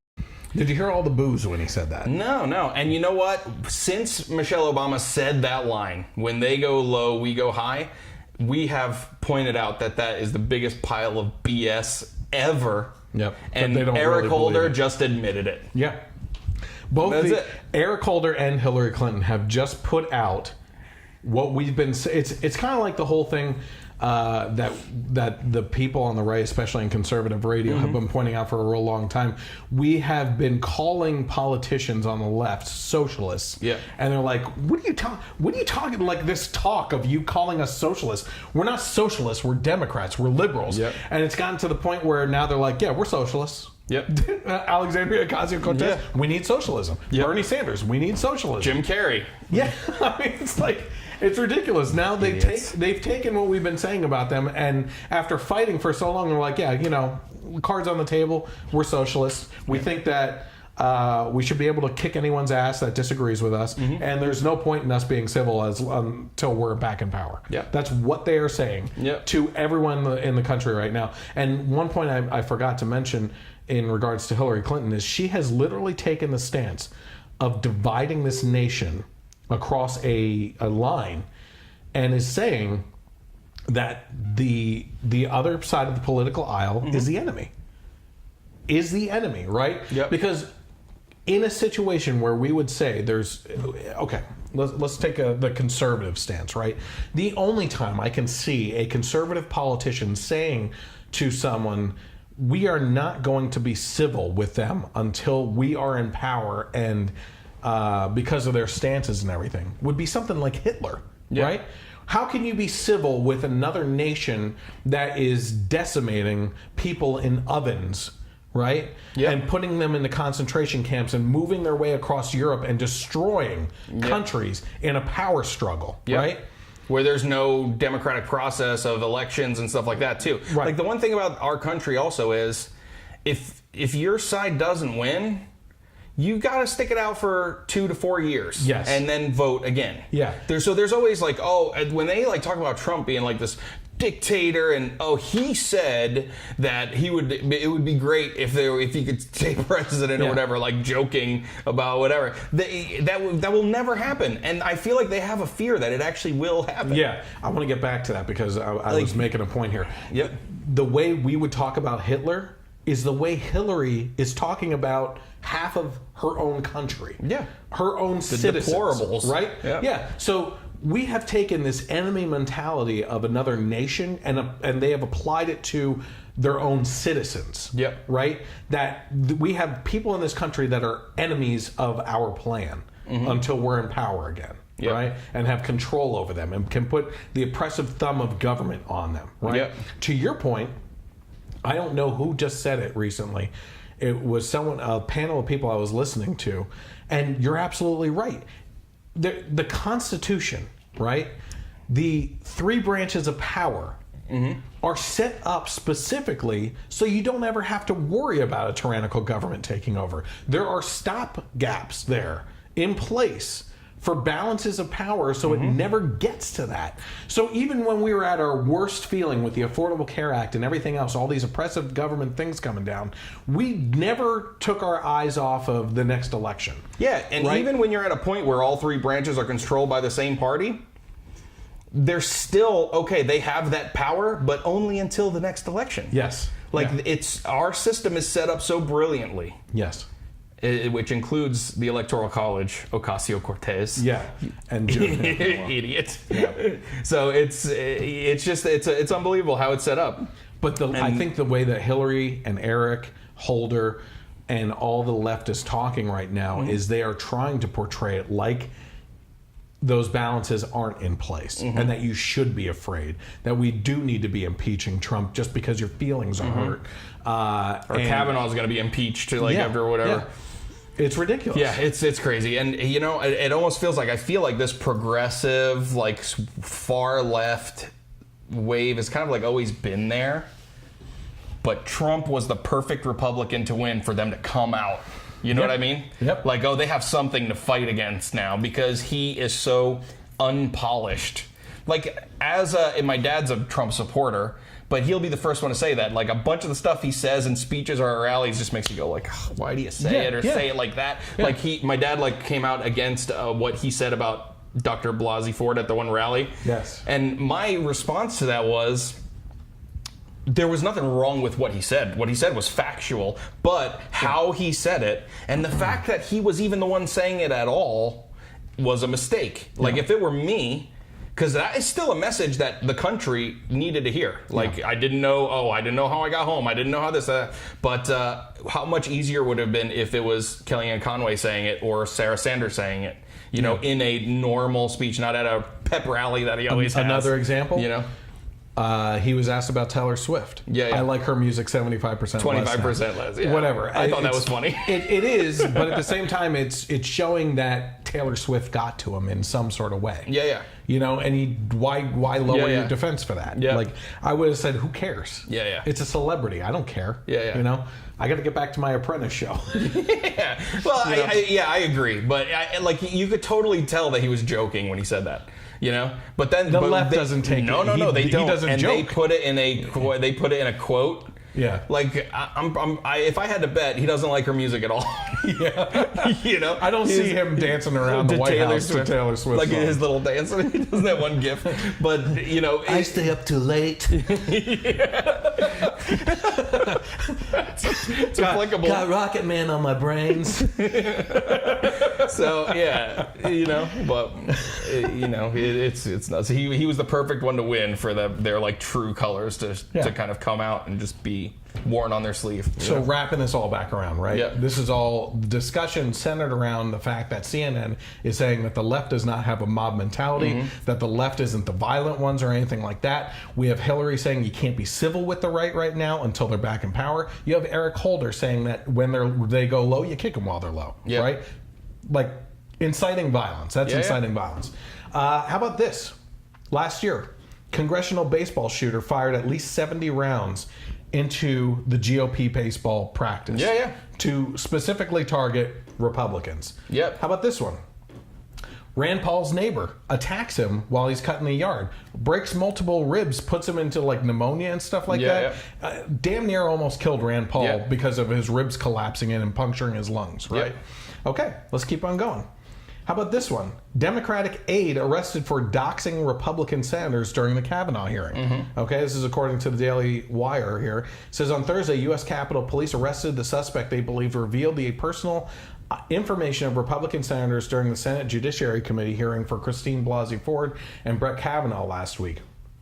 The suspect, Jackson Costco, 27, he has been charged with making public restricted information that's personal, witness tampering, threats in interstate communications, unauthorized access to a government computer, identity theft and second-degree burglary, and unlawful entry. What did he do? What is doxing? That's revealing someone's personal information out on the internet, kind of exposing someone. What kind of information? Digital information? Or home address, phone number. Yeah. Right? So because of Republican senators supporting Brett Kavanaugh for confirmation and everything, and they handled Blasey Ford with kid gloves, and rightfully so. Yeah. Okay. Because the truth, the only two people that know the truth still are Ford and Kavanaugh. And it's not his truth, it's not her truth, it's the truth. Yeah. Right? But they're saying their truths. So who do you believe? Right? Yeah. I saw a thing on, I think it was on The View actually, where Sonny was saying that the woman's testimony is evidence. Like when you testify under oath. So what's his? That is evidence, right? And I believe that, like, because when you're in a court and you're in a jury, like the under oath testimony is evidence, you know? Yeah. And I guess there were laws passed that a woman's word is enough, you know, as evidence. But even taking that into consideration, which you should, right? Yes. The fact that there are so many inconsistencies in her testimony, the biggest being that the 3 people that she herself said were there or knew about this incident, not one of them could confirm it. One of them even actually refuted it. Yeah. So that's huge. So now when you're taking one person's testimony, which is admissible evidence, and another person's testimony, which is admissible evidence, one is saying 100% didn't do it, another is saying is 100% did do it. So the only way you can make a decision is based on everything in between. Yes. And everything in between did not line up to ruin this guy's life. I hate to cut you off. Yeah. Save that conversation because we are going to be talking about Brett Kavanaugh as the main topic. Well, in this case here, what we're talking about, though, is that someone on the Democratic aid side released information, personal information, address information of senators that were supporting Brett Kavanaugh. So that, why would you release that information? Yep. Tell me. Say it again one more time. Why would I've been thinking about how I have to go to the bathroom. Why would someone release information of a senator's address or anything to the public? Oh, because to get the responses out of the public that they've been getting. To get them harassed. Yeah, right? Find them in the streets when they're pumping gas, when they go to restaurants and get up in their faces and blah, blah, blah, blah, blah. Everything Maxine Waters and Cory Booker said a few weeks ago. Absolutely. It's what they want. Yeah. It's what they want. Let's keep on going. How about this? Envelopes were sent to Mattis and the Navy chief tests for positive for ricin. Yep. Right? And I think they were sent to a couple other people too. So ricin, a highly toxic substance that will kill you, was sent in an envelope to General Mattis, appointed by Trump, and multiple other people. I think it was even sent to Ted Cruz's office or something like that. Okay, let's keep on going.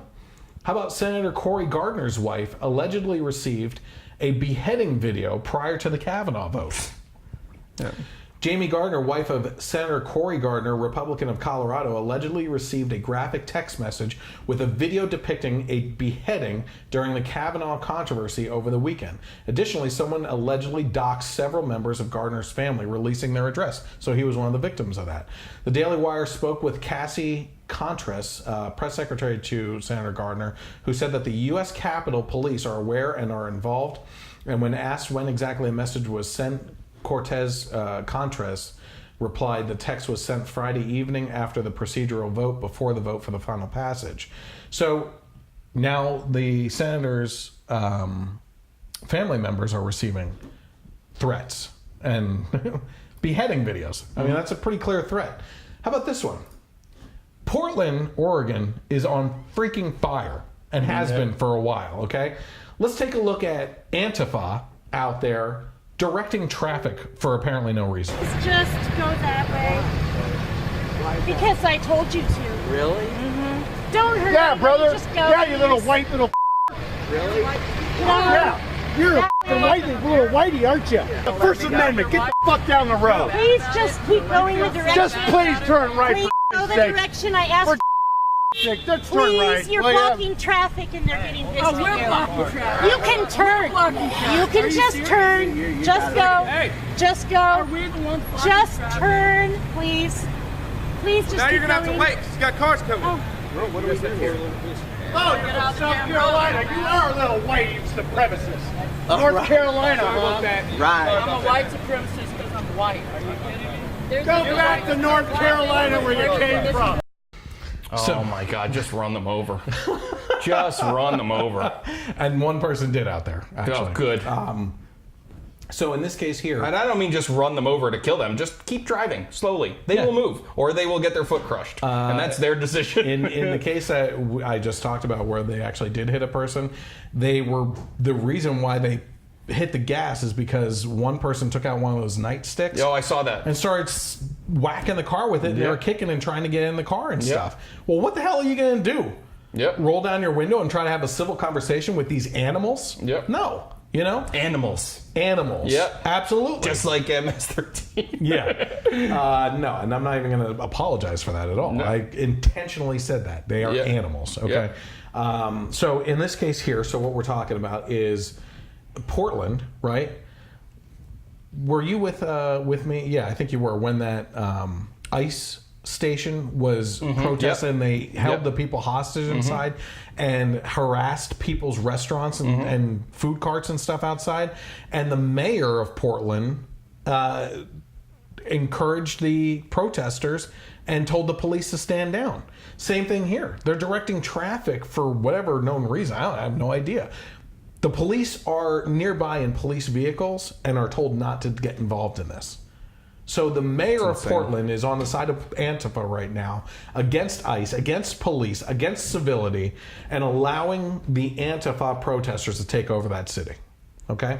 Don't police officers have like some kind of code or something to like have to protect citizens that need it, even if they're being told by their mayor not to? I think so. Yeah. Because I don't know if I'd be able to just sit back. No. If I was... And I agree with you. I posted on Facebook, we need a law that if you're in a dangerous situation in a car, and these are the type of people that you're dealing with, you have every right to hit the gas, get yourself out of that situation, and whatever happens to those people is on them. Yeah.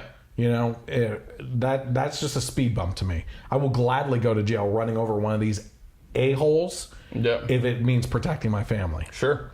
And by the way, if you allegedly want to carry a metal or wooden baseball bat in your car, the lawyer for you will appreciate if you also put a baseball glove in the trunk as well.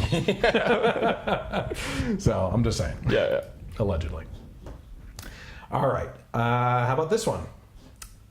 There was a protest, I believe, on the street corner in regards to women's right to abort or not, and a pro-life person got involved and was filming the protesters that were pro-choice and had a little bit of a confrontation, but it was just a matter of talking on her end, the civil side.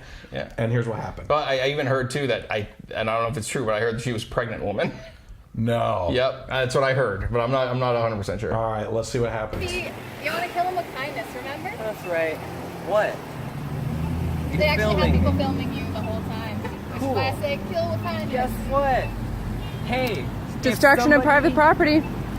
It's against the law. Somebody gets raped by somebody and they're like, I'm a 16-year-old and I can't have this baby. Think you should keep it?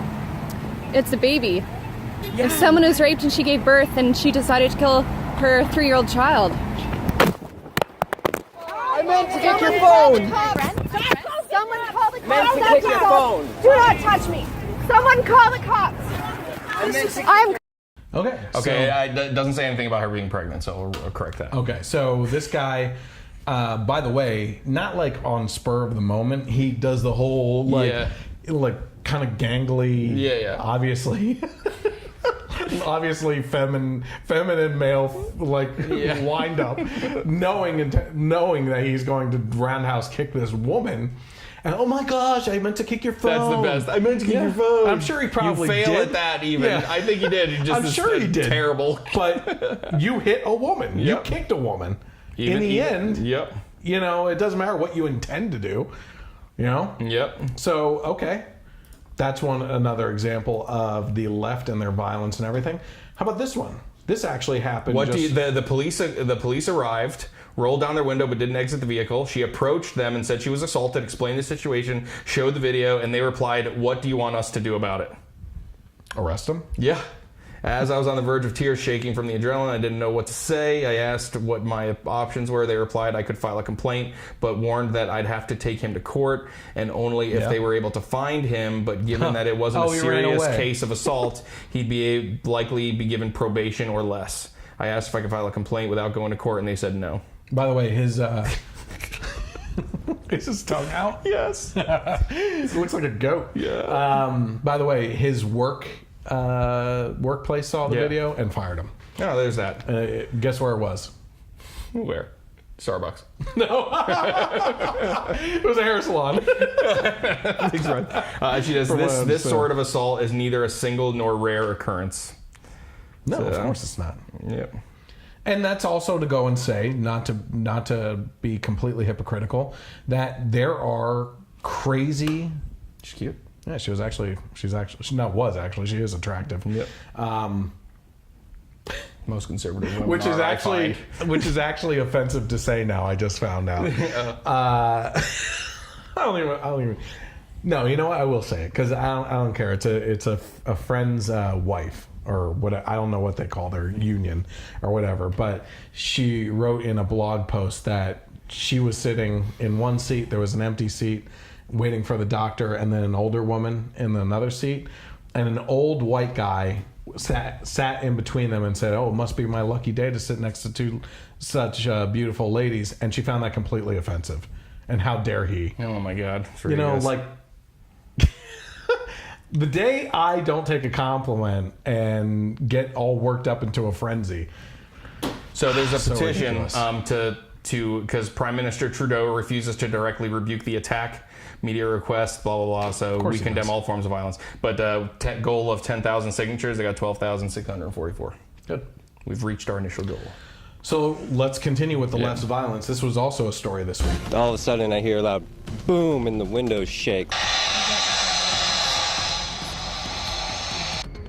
A truck set on fire explodes, leaving behind ashes and an anti-Trump message. So that was a quick snippet of the news story and everything, but essentially what this guy did was he got drunk at a bar, parked his truck under the light so no one would mess with it. He had Trump stickers on it, Trump 2020. He never voted for Trump, okay? He put it on there as a joke. Gets an Uber because he was too drunk to drive, so he's a responsible guy, even when he's drunk. Comes back the next day, and his truck was set on fire, and you would think, okay, well, it could be random, right? Trump was spray painted across the side of his truck. Okay. So this is, again, another example of the civility of the left, right? Let's keep going. I'm not done with these people. U.S. Senator Bill Cassidy of, or maybe he's a doctor. It says, he tweeted out, at a time when Republicans are being shot, stabbed, doxxed, beaten, mailed powder, run out of restaurants like Ted Cruz was, and sent death threats, Hillary Clinton urges Democrats to be even more uncivil. What an irresponsible statement every Democrat should denounce. All that to say, thank you. Thank you, those of you on the left that are in Antifa. Thank you, Hillary. Thank you, Eric Holder. Thank you, Maxine Waters. Because all you have, Cory Booker, all you have done is created the next Republican ad. And this is the ad that they just put out. When they go low, we kick them. And if you see anybody in a restaurant, in a department store, at a gasoline station, you get out and you create a crowd. And you push back on them. And you tell them they're not welcome.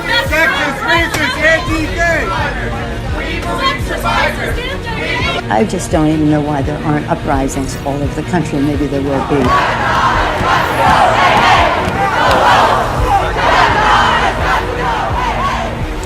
You cannot be civil with a political party that wants to destroy what you stand for, what you care about. Get up and please get up in the face of some Congress people. Is this the quote unquote mob?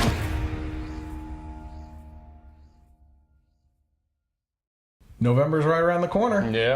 And this blue wave that they've been predicting because of Kavanaugh and everything is turning into a whirlpool. Yeah. For the Democrats. Swirling down a toilet. Like a toilet. Yeah, exactly. And they've already said what was going to be a struggle for some key seats in the Senate. One was Beto O'Rourke. Yeah. You know, Robert, who is trying to come off as Hispanic down in Texas. He's running against Ted Cruz. They were like virtually tied, right? Beto O'Rourke. Ted Cruz is now ahead like by 15 points. Yep. Okay. The Senate, as far as the numbers are concerned, with poll numbers, is firmly in the grasp of Republicans again. The House is still up for grabs, but I think that you're going to see a lot of people that sit on the fence as moderates and everything are going to look at what happened with Kavanaugh and the crap that the left put him through and his family and everything, and look at these types of videos that we just went over on unhinged mob, right? And the violence that the left is throwing, that they're saying not to be civil at all, that they label us, a fellow citizen, as enemies. I don't think it's going to play into their favor. I don't think you're going to see. I don't think you're going to see a kiddie pool wave. They've talked about this. I mean, there's been a lot of talk about which side is being energized, right? Yeah. And I just really think that like everyone on the left that was going to vote was going to vote anyway. Like there isn't going to be like the needle's not going to move that much. Whereas there's a lot more opportunity on the Republican side by moderates to see this craziness. Like who moderate down like that's pretty center is going to look at this behavior and be like, you know what? I'm for that. Yeah. You know? Yeah. So I don't know. I don't see it happening for the Democrats. It's unbelievable. I could be wrong, but I just don't. No, I don't think you are wrong. I got to give you credit where credit's due. What is this? Okay, Kavanaugh. So this is going to be the last topic for the day, and there's a lot of stuff that goes into it, right? Let's talk about what happened first, okay? You were kind of getting into it there, and I wanted you to save it because what you're saying is, I didn't want to tell you not to say it. Yeah. I just wanted it to be part of this content, right? Kavanaugh was confirmed or appointed to the Supreme Justice as a Justice Court member, right? Supreme Court as a Justice member. There was a whole debacle over everything because of an allegation against him that he sexually assaulted Dr. Ford, right? The interesting thing about that is, and not to get down into the weeds too much about it, but he was accused of rape. He didn't rape. There may have been an attempted rape. I think that's what he was accused of, attempted rape.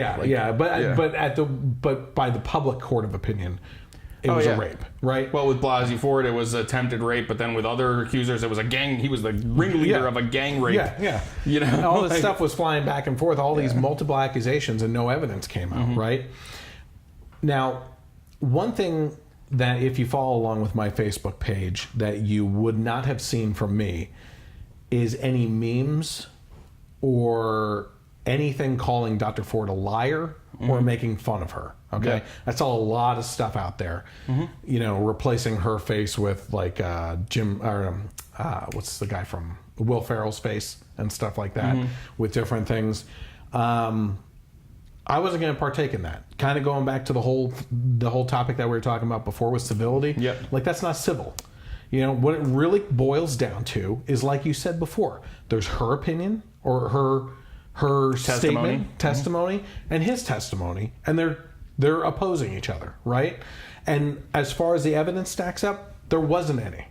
In the end, there wasn't any. There was a lot of stuff pushed forward as evidence, but like you said, there was is that a problem? Oh, there was 3 witnesses apparently, and two or three of them said that they couldn't confirm that the events actually happened, and one of them outright said they can't see it happening, or that it didn't happen or something, right? Then there was holes all over her testimony with where was this house? She doesn't know. What time of the year was it? She doesn't know. What weekend was it? She doesn't know. What who was there? She got some of those names. Those are the ones that can't confirm it. How did she get home that night? She doesn't know. And to me, it's like when you listen to the testimonies of rape survivors, right? they can tell you what it smelled like.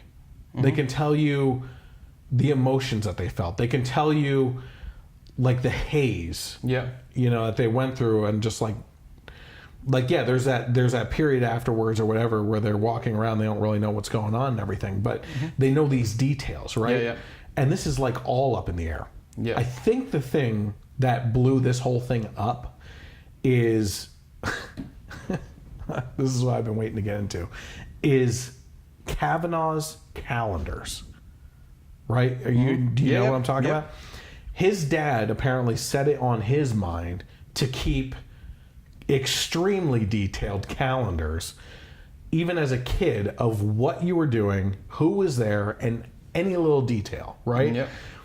So he gets accused of this, and immediately he brings out these calendars of that year when he was in high school or college? Yeah, high school, like senior high school or something. High schooler with calendars saved that long, and what he was doing. Now that seems bonkers. That seems bat crap crazy to me. Right? Yeah. But what have we learned over the last year?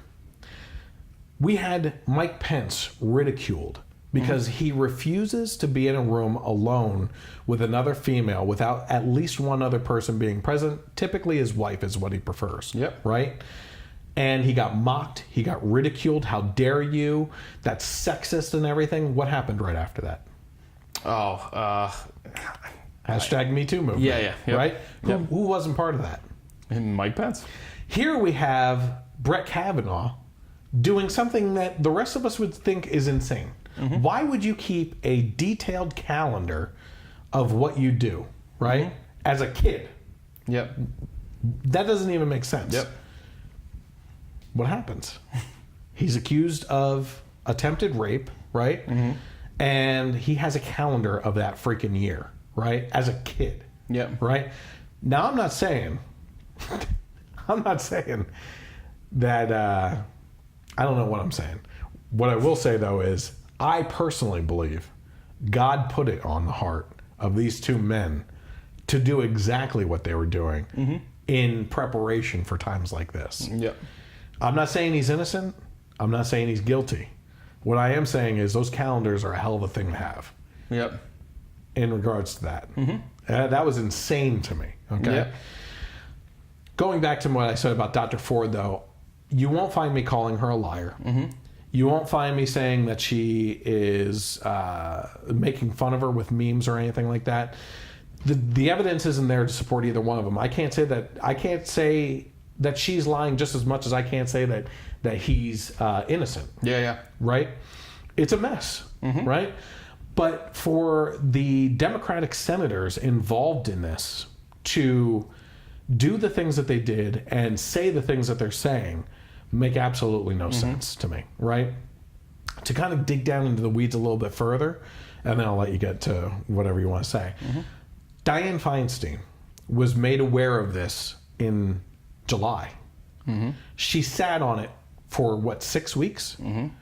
Until the confirmation hearing was over, and the day of or the day after released this information, right? Now, she says that this was because that Dr. Ford wanted to keep her identity private. In the follow-up hearing that involved Dr. Ford, one of the senators, I believe it was Ted Cruz, said if you wanted to have a confidential meeting to go over this allegation and investigate this privately, we have things in place that we can do that. So there was no reason to hide it that long. Lindsey Graham said it too. If you wanted an FBI investigation, you could have come to us. And we could have done it. And here's the other thing, right into that, an FBI investigation. Joe Biden said back in the day when it came to Clarence Thomas, or maybe it wasn't Clarence Thomas, maybe it was someone else, I'm not really sure. An FBI investigation will not give you a opinion on whether Kavanaugh was guilty or not. It would tell you that whether what they pointed out and witnesses said, it just presents you with a table of evidence, right? And all that was already provided. The witnesses were laid out. The Republicans investigated it. The Democrats, on top of that, had the opportunity to get involved with the investigation. knew about it, were asked to get involved, and they chose not to get involved. Yeah. That's really shady. Okay. Anything else? I mean, it's just like one thing after another that the Democrats did to all lead to the final point that I would make on it, which is they don't care about Dr. Ford at all. They don't care if she was raped. They don't care if she wasn't raped. The fact that they sat on this information for as long as they did shows that they don't care about her. What it does show is that they care more about political games and using her as a pawn than they do her actual going through of a instance. One of the things when he was being cross-examined by the Democratic senators, I think that Cory Booker asked her. Yes, I was just about to bring it up. Was do you think Dr. Ford was used as a political agent or used as a pawn? And this was all in response to his initial statement saying that this was a hit job on him by the Democrats. So I wish he would have answered differently because he was kind of playing into I think he screwed up on how he said it because it was very fine-tuned. I think Cory Booker said, "Do you believe that Dr. Ford?" No, it was something like, "Do you believe that we are doing this for a political thing and that she is involved in it with us?" Yeah, was she a political agent? Yeah, with the Democratic Party. And the way I wish he would have answered it was, I don't think she is a political agent. Yes. But I do 100% believe that you are using her as a political pawn. Yes. Yep. Which they were. Absolutely. It was so anyone who can't see that the only reason that they waited for this to come out a day after the original hearing is to try and get as much time to see if they can get this to go past the November elections so that they would have enough seats to vote him out. And they outright said that. Yeah, and they outright said that. And then so anyone who can't see that, and she wanted to stay anonymous. They leaked it. Someone did. Whoever. Probably someone on Feinstein's staff, if not her herself. That they wanted it to be public. Then, I mean, like we were saying before, you have his testimony, you have her testimony. They completely contradict each other. So all you have is what's left in the middle. Yep. Now, you also have to look at the entire situation as a whole. Okay? If you're going over a rape case or a sexual assault case, and there's no politics involved, it's one woman accusing another man, but there's nothing for her to gain, or anything like that. And that's then that testimony, I feel like, means a lot more. Yes. But there's a lot more little bits of information about how she's a professor at an extremely liberal college in California, and also this is being put out right before the confirmation. How about the fact that her and the other accuser of the gang raping are sharing the same lawyer? Yeah, the lawyers are appointed by the Democrats without anybody knowing. The Democratic Party paid for the polygraph and everything. Yeah, so there's all of this. Right? How about that? Wait, before you go on, how about the fact that if you go back and you specifically listen to the question she was asked about the polygraph, very weird. Yeah. When you re-listen to it about knowing about polygraph tests and how they work and everything, and the way she answered and the way the questioning was really weird. Comes out, ex-boyfriend comes out with a letter saying she actually coached people on how to take polygraph tests. Yeah, so there's that. So there's all these other things. So basically, all of the evidence in between points at this not happening, as far as him being the one to do it. Now, that's not saying something didn't happen to her. Right. Yes. And that's what we're going to get into. I believe that something happened to her. I don't think she's a bad person per se. Exactly. Especially if she wanted this to stay confidential and everything like that. But we were talking about what you remember, right? I even buy into that when something traumatic happens, you can kind of focus in on the traumatic thing and other stuff can become hazy or clouded. But one thing that I saw online that makes a lot of sense to me. Okay. Something like that happens to you, the person that takes you out of there and takes you home is your hero for life. How do you not remember that person? Yeah. You know what I mean? It was verifiably too far away for her to walk that distance home. And I think she even said someone took her home. Even if that's the case, if you can't remember who it was, wouldn't someone have come forward and said, say, I was one that took her home? Not even, so she said she didn't tell that person. She didn't tell anyone for decades that this happened. But wouldn't you come forward as a person and say, I remember driving her home from a couple parties. It may have been one of those times or something. No one's come forward for that. Yeah, and the biggest thing is that the people that she stated can't back up her story, and one even refutes it completely. Yeah. Like, that's huge. That's huge. And you know, so based on all of this, can you completely derail someone's life? And there are people on the left that say you can. There's a story going on right now with Cristiano Ronaldo, who's like my favorite athlete in the world, Portuguese soccer player. Accused of rape from 2009. And I saw a video from Good Morning Britain with Piers Morgan and this like feminist lady saying, should Ronaldo lose all his sponsorships? And she's saying yes, because of the behavior. And Piers Morgan calls her out like brilliantly, like, okay, so you've convicted him in your head. And she's like, no, I haven't. She's like, well, then how can you think? Well, based on this, but how can you do that? You do that if he hasn't been convicted of anything. Yeah. You know. So it's now we're at this point of like, where can you ruin someone's life? Mm-hmm. And I hate the argument of, well, your daughters. What will you tell your daughters? You're a father of 3 daughters. I'm a father of a daughter and a son. Mm-hmm. So I'm kind of even in that position where, like, listen, the last thing I'd want to happen is my daughter be assaulted or raped. The last thing I want happen to my son is to be falsely accused of that, because no matter what, even if you're proven, your life is ruined.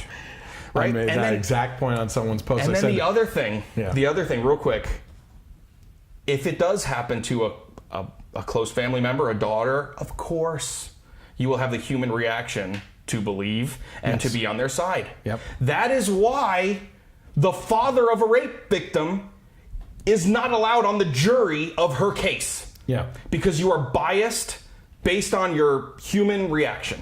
Yep. So we're not supposed to be the ones deciding if this person did it or didn't. Yeah. So it's ridiculous to say, well, what would you tell your daughter, or what would you tell your mother or wife or whatever? It's insane to say that. Yep. I completely agree. Saying that means that we should be allowed to be on the jury of their case. Only impartial people are allowed to be on the jury of their case. Yeah. So it's, due process just going out the window. Everything's just going out the window. And that's not to say, and I'm the first one. I will disagree completely. There was a poll that came out that said like 50% of Republicans say that he should be confirmed, even if it is proven true. I don't think that. If it's proven true, then he should go suffer the same consequences as any rapist, this friend that I commented on actually deleted the post, surprisingly enough. I want to look up the actual tweet that she referenced that I commented on. Go ahead. Anything else you want to say about like the case itself? Yeah, it's just it was obviously a tactic to try and get this to go past the November election. Mm-hmm. And then he's criticized for his response and being, I do think, I will say, I do think he made a mistake. Even though it's a totally understandable response, I wish he would have kept it together, because it would have gone a lot better for him. Because now there's the argument of regardless of the... I still think he did actually an okay job. Yeah, he did. Because they're hanging themselves. Actually calling out the Clintons, I think was a mistake. Because now you're making it look partisan, Yeah. He should have just stuck to like, I didn't do this, this is, when you take into account his career, 6 background checks, hundreds of, not hundreds, but tons of women that he's worked with. He appoints mostly female clerks. Nobody's ever reported. You know what they're going to say about that, though. Oh, he likes women. He likes to have women around, whatever. But none of them have ever reported any kind of bad behavior by him. In fact, most of them wrote a letter. Stellar reputation. Now, all of a sudden, right before this, it's just, so, I don't know. I forget. Sally Cohn, like CNN or something like that? I don't know. So she either wants CNN or MSNBC. My friend posted this tweet from her. It says, "Dear Republicans, worry less about your sons being falsely accused. Worry more about your daughters being sexually assaulted, which is statistically way more likely, and then being mocked and smeared when they speak out. Sincerely, reality." And I wrote, a responsible parent is concerned of both, which is exactly what you just said. Yeah, and here's the other thing too, and I don't know, can we all agree that the longer you wait to report an allegation like this, the less likely you will be in proving that it happened, or being, victorious. So you just reminded. I had two things I wanted to say in regards to what the left is saying, and that was the one as you were talking I forgot about. So yes, what is the left saying about coming forward with things now? What are they saying? Well, they're saying that it's incredibly hard to come forward because of how you'll be treated and everything like that. But now the Me Too movement has made it, given people a platform. But what has the Kavanaugh case done to those people? That they are less likely to come forward now. Because they feel like they're going to be smeared and stuff. Right? That's what the left is saying. My response to that is, if nothing else, this shows that you need to come forward immediately. Instead of waiting for a day or two, a week, months, years, decades, like this one did. That's the thing. Because there's an opportunity for some evidence. The closer you are to the event. And if this truly happened, if you are a victim of a sexual assault, you need to report it immediately, right? Because look at what this whole thing did. It divided a nation, right? And you need as much evidence as possible so you can lock up these bastards that would do something like that. You should be reporting it right away, right? What's the other thing that the left is saying right now? Enlighten me, Chris. I actually forgot. I forgot the other one. I was hoping you would say it. Aren't we so smart? Yeah. No, but one thing that I actually saw in regards to this, and I was actually kind of surprised. Mayim Bialik from Big Bang Theory, she used to be Blossom, right? She posted a video of 5 things that I learned watching the hearings and everything, and she's pretty left-leaning. Oh yeah. I was actually surprised with how reasonable she was, like with her. She did leave out one of the points, which I'm assuming was very intentional. Probably super left-leaning, but maybe she decided to leave it out, which, hey, kudos to her for that restraint, I guess. But one of the things she said that I 100% agree with, one thing that we've learned is if you have daughters or friends, teach them to have a group, like either whether it's friends or family or whoever, like 3 or 4 people that you have an understanding that, listen, if something like this happens, I'm telling you. You know what I mean?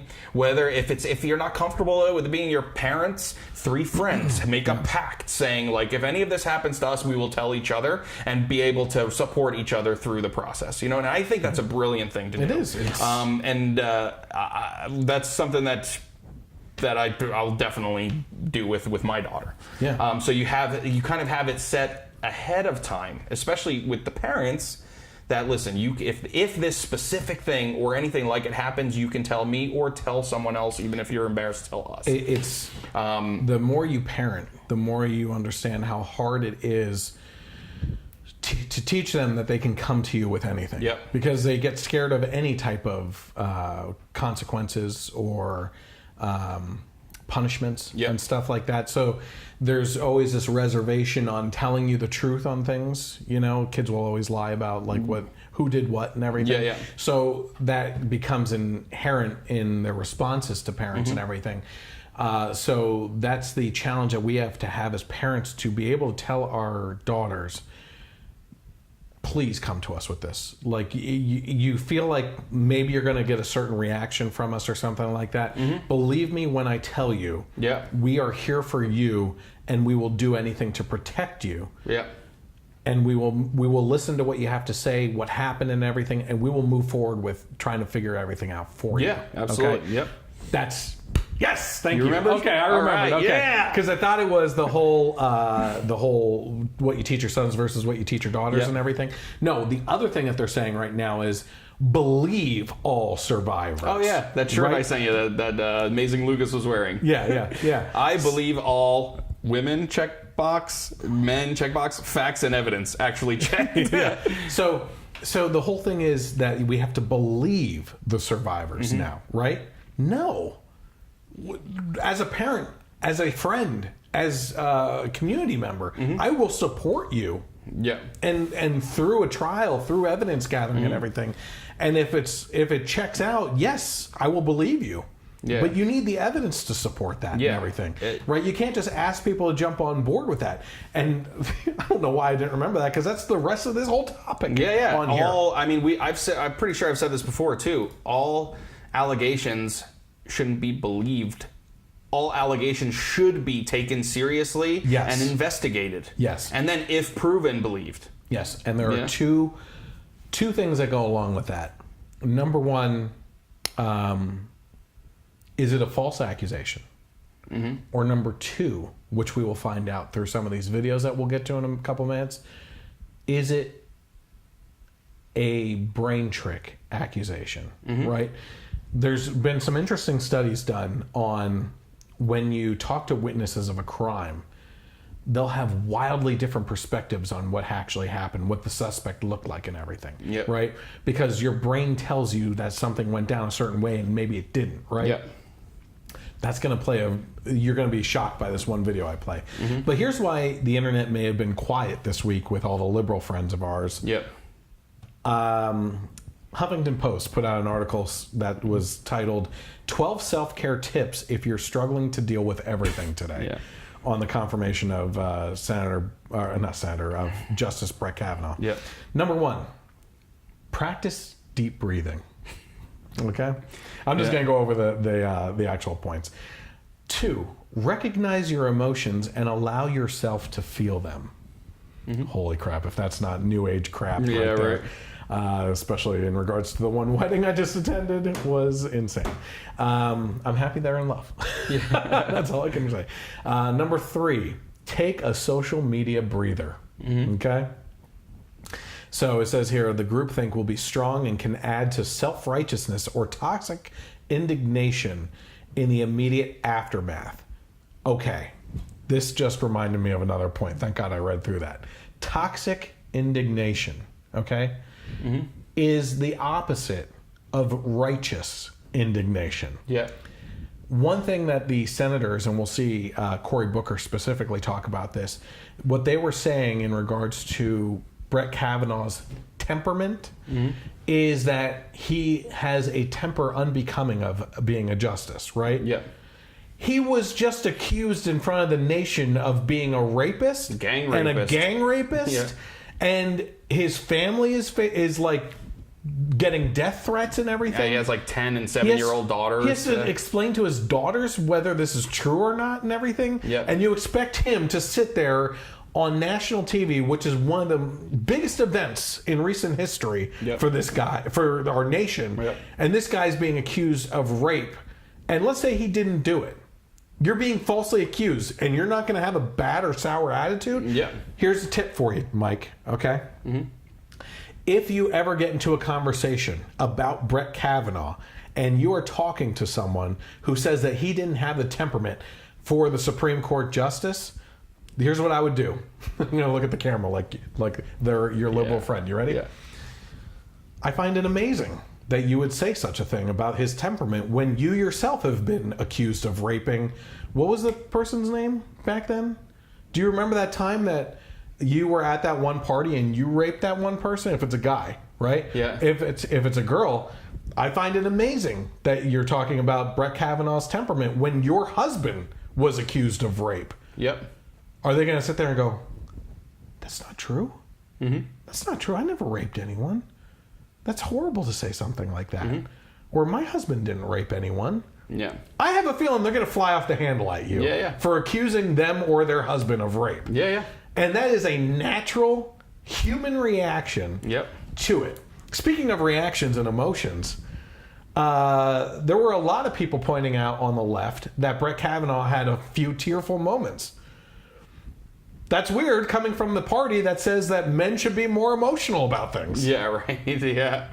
So now they're calling him out for being a pussy or something like that in front of national television, being falsely accused, according to him, allegedly, that of rape. The left is so unhinged and detached from reality. It's unbelievable. I mean, all you got to take into account is this right here. I'll be playing that. Okay. I'll be playing that. Number 4 on this list, limit your news consumption. Well, they already do. To specifically the channels, well, it's 99% of the media is what they limit it to. Number 5, empower yourself through action. Here's a good one for number 6. Call your mom. Number 7, recognize the potential for positive change. I do. He's on the court now. Yeah, with a picture, we believe all survivors. Yeah. That. Number 8, don't be afraid to ask for help. I couldn't agree more on that one. That one's actually, I agree with. Like, if you are a survivor, right, and you were assaulted, go and talk to someone about it, right? And that's what we're talking about. Like, you should be doing that immediately after an attack. Number 9, find a healthy distraction. Number 10, limit alcohol consumption. Yes. 11, call a sexual assault prevention hotline. What, even if you weren't a survivor?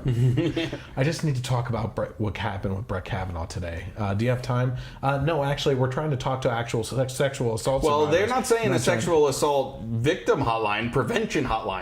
What can I do to prevent? Number 12. Couldn't agree with this more. I recommend this to every person on the left anyway, despite this situation. Make an appointment with a mental health professional. Okay. So getting a little bit deeper into what we were talking about, though, specifically in regards to this case, the prosecutor who questioned Ford shreds her in a 5-page memo, right? I saw this article. Pointed out a bunch of different things. It says Rachel Mitchell, the prosecutor who questioned Blasey Ford last week, during a hearing in front of the Senate Judiciary Committee, wrote a 5-page memo that was released on Sunday that outlines why she would not bring criminal charges against Supreme Court nominee Brett Kavanaugh. That's another point I wanted to make. If they are, by the way, Dr. Ford has come out and said she's not going to pursue any further things against Kavanaugh. Wow, what a coincidence. Yeah. If I personally believe Brett Kavanaugh should not instigate, but seek for an investigation to happen into these allegations. Yeah. A criminal case. Because if it's not able to be proven true, but it is able to be proven false, he should sue the crap out of everyone involved. Senator Feinstein, that other senator, that Booker, Kamala Harris, all them, and Ford. Yeah. Okay. Now, I'm not one to blame the victim if she is a victim or go after them, but that's there's a difference between libel and slander. Yeah, one is written. I forget which one. Slander is written. Yeah. So libel, right? Yeah. And I guess it's both. He should be able to sue for both because it's all been. You cannot look up Brett Kavanaugh for the rest of his life without him. Oh, this is history now. This is it. Yep. So had he not been confirmed to the Supreme Court, he would not be able to get a job. Yep. Just like they brought up all the Clarence Thomas, Anita Hill videos. Yep. If anything ever happens in the future, Kavanaugh videos will be all over the place forever. It's done. Yeah. So if he is innocent, he should sue the crap out of everyone. Yep. Mitchell's memo notes 9 significant problems with Ford's testimony and underscores that her case is even weaker than a he said, she said case. A he said, she said case is incredibly difficult to prove, but this case is even weaker than that. Dr. Ford identified other witnesses to the event, and those witnesses either refuted her allegations or failed to corroborate them. For the reasons discussed below, I do not think that a reasonable prosecutor would bring this case based on evidence before the committee, nor do I believe that this evidence is sufficient to satisfy the preponderance of the evidence standard. So you can go through and actually read through all these. I'm just going to give you the headlines for each point. Dr. Ford has not offered a consistent account of when the alleged assault happened. Bunch of different dates and what happened there. Number 2, Dr. Ford has struggled to identify Judge Kavanaugh as the assailant by name. Remember what I said about your brain playing tricks. We're gonna see a specific video on this from someone completely unrelated to this. Number 3, when speaking with her husband, Dr. Ford changed her description of the incident to become less specific. Yep. Number 4, Dr. Ford has no memory of key details of the night in question, details that could help corroborate her account. And there's a whole list of things there. Number 5, Dr. Ford's account of the alleged assault has not been corroborated by anyone she identified as having attended, including her lifelong friend. More evidence there. Number 6, Dr. Ford has not offered a consistent account of the alleged assault. So the details of the assault have changed as well.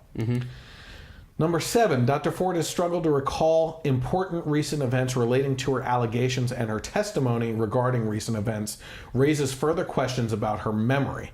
So things are changing, with this whole case. Number 8, Dr. Ford's description of this physiological impact of the event raises questions.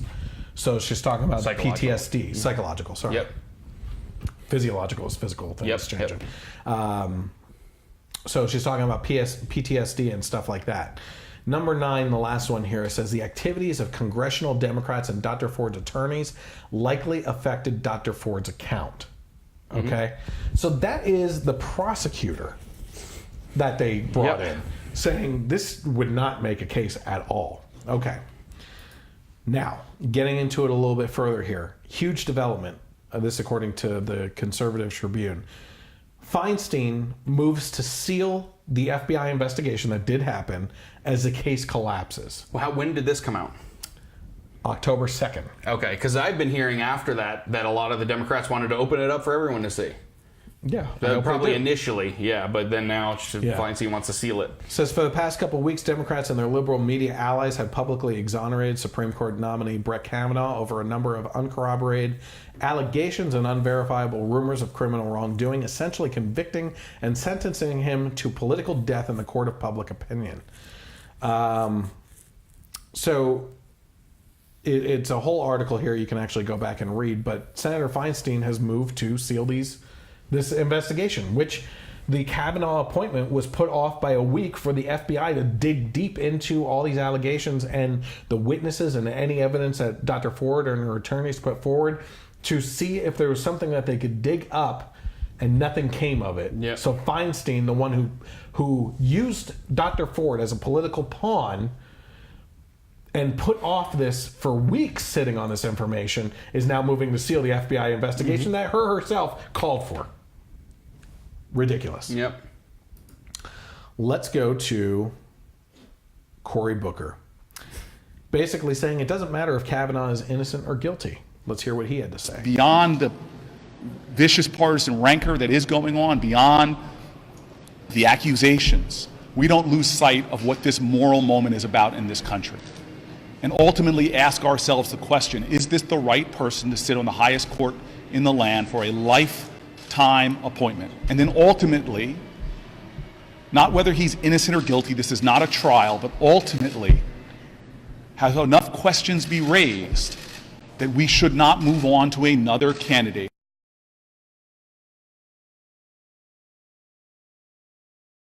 So basically he's saying here, based on the temperament of him, which we already discussed, that you shouldn't be able to appoint him up there. Well, that is the temperament that was brought on by the accusations brought by the Democrats themselves. So they instigated a temperament that they then wanted to rail against.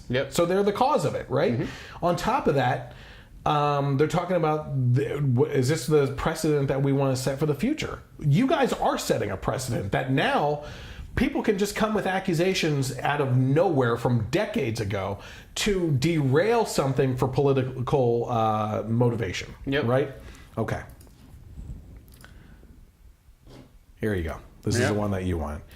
Let's go to, speaking of believing the survivors.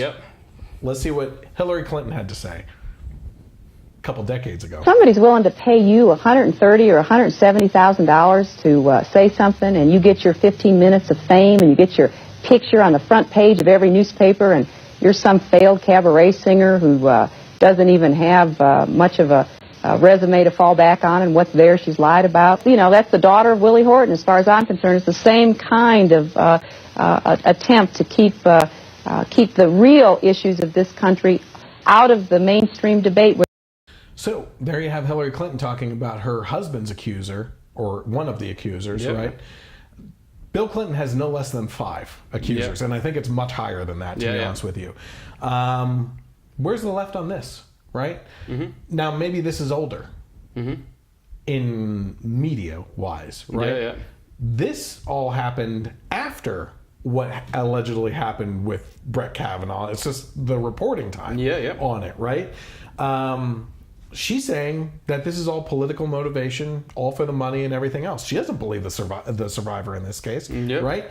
And if the left was so concerned about what happened decades ago, allegedly, with Brett Kavanaugh, well, what about Kathleen Willey, Paula Jones, Monica Lewinsky, Juanita Broderick, right?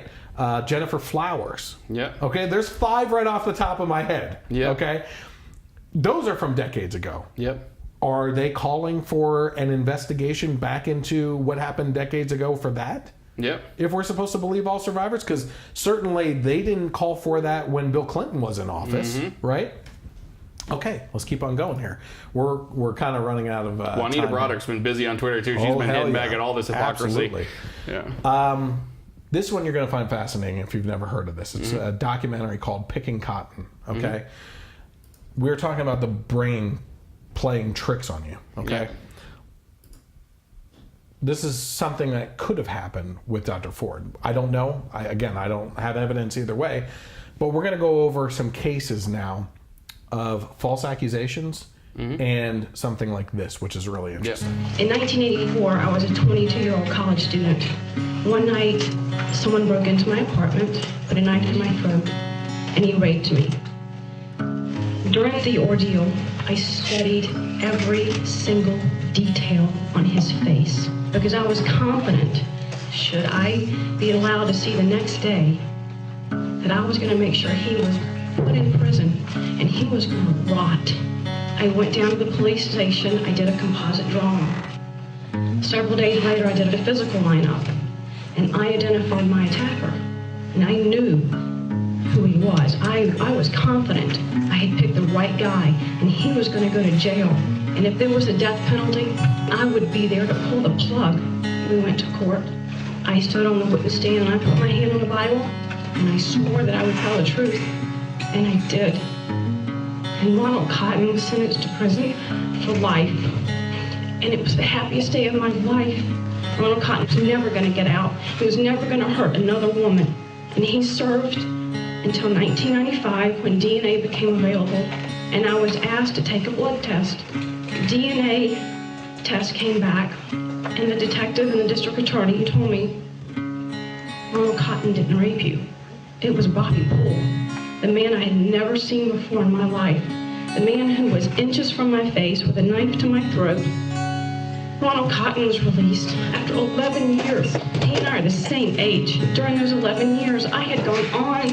I had been married. I was a mommy. Ronald Cotton didn't get to do that. Ronald Cotton is married now, and he's a daddy. And Ronald's my friend. I'm here to tell you that eyewitnesses can make mistakes. Pretty crazy. That's so. It's supposedly a pretty amazing story. You know, we're going off of believe all survivors. In this case, she believed herself. Right? She falsely accused someone in a lineup, and it didn't turn out to be him, and he served 11 years and everything. A guy that should have been completely bitter. This guy was falsely accused. He sat rotting in jail for 11 years of his life based on a crime that he didn't commit, right? You would think he would get out of there and be completely pissed off at the situation and her specifically. They're friends now. That's the power of forgiveness right there. And everything. But that just goes to show you that one of the things that she said right in the beginning of this video was, I studied every detail of my attacker because I thought if I survive to get through this, I'm going to make sure that they rot in prison. She studied him. That's what Dr. Ford said too when she talked about putting his hand over her mouth and everything, right? So, like you said, could something have happened to her? Could she be a sexual assault survivor? Yes, absolutely. But when you listen to both of their testimonies, I came out saying, I believe something happened to her. I don't believe that Brett Kavanaugh did it. You know? Okay. So moving on here. There's that. Here's another headline that just came out on October 9th. What did it say, the 12th? So very recent. 5 teenage mean girls falsely accused a boy of sexual assault and they weren't punished. Oh, man. Okay. Several high school girls, dubbed Mean Girls, claim a male student sexually assaulted them because they just don't like him, in quotes. Now the school district and district attorney are facing heat over the fact that neither punished the women at all, the young women at all. The boys' parents, they said in their 26-page lawsuit that their son was forced to endure multiple court appearances, detention in a juvenile facility, detention at home, the loss of his liberty, and other damages until several of the girls reluctantly admitted that their accusations were false. So this isn't just somehow coming out that they were probably lying. They admitted that they were wrong and that they were false. Their son is now being homeschooled due to bullying he received, including signs taped to his back without his knowledge that said predator, according to a lawsuit that was filed. The boy was basically tortured in school by other students and investigators, but the administration was only focused on protecting the girls who were lying. Once the allegations were proven false, they didn't really care one bit about the male student, and there has been absolutely no repercussions against the girls. One thing you and I have always talked about, if proven false, they should serve the time that he would have gotten if it was true. Exactly. And I think that's something that should be put out there. Oh, for sure. Because it would deter false accusations. Yep. One of the girls decided to accuse the boy of sexually assaulting her while he worked as a lifeguard in July 2017 because, according to a taped interview obtained by Fisherman, I just don't like him, is what she quoted. She has been identified only as KS in the lawsuit. The lawsuit states the girl told classmates in October 2017 she would do anything to get the boy expelled, so she accused him of sexually assaulting her at the pool. A friend of hers who worked at the pool, Megan Villegas, claimed that she was present during the assault, so just expanding on the lie, and that was the only named defendant, and is a graduate of Seneca Valley High School where the other students attended. Says there's like multiple accusations here. Several months later, in March 2018, a friend of the first accuser, identified only as CS, claimed the boy entered her house without her permission and sexually assaulted her. Two more friends backed up her claim, and in April, the accused student was charged with another incident assault, criminal trespass, and simple assault. He was expelled and arrested and identified as a threat to his community. He spent 9 days in a juvenile detention center and then placed on house arrest. After 28 days, the boy was only allowed out of his house to mow his lawn.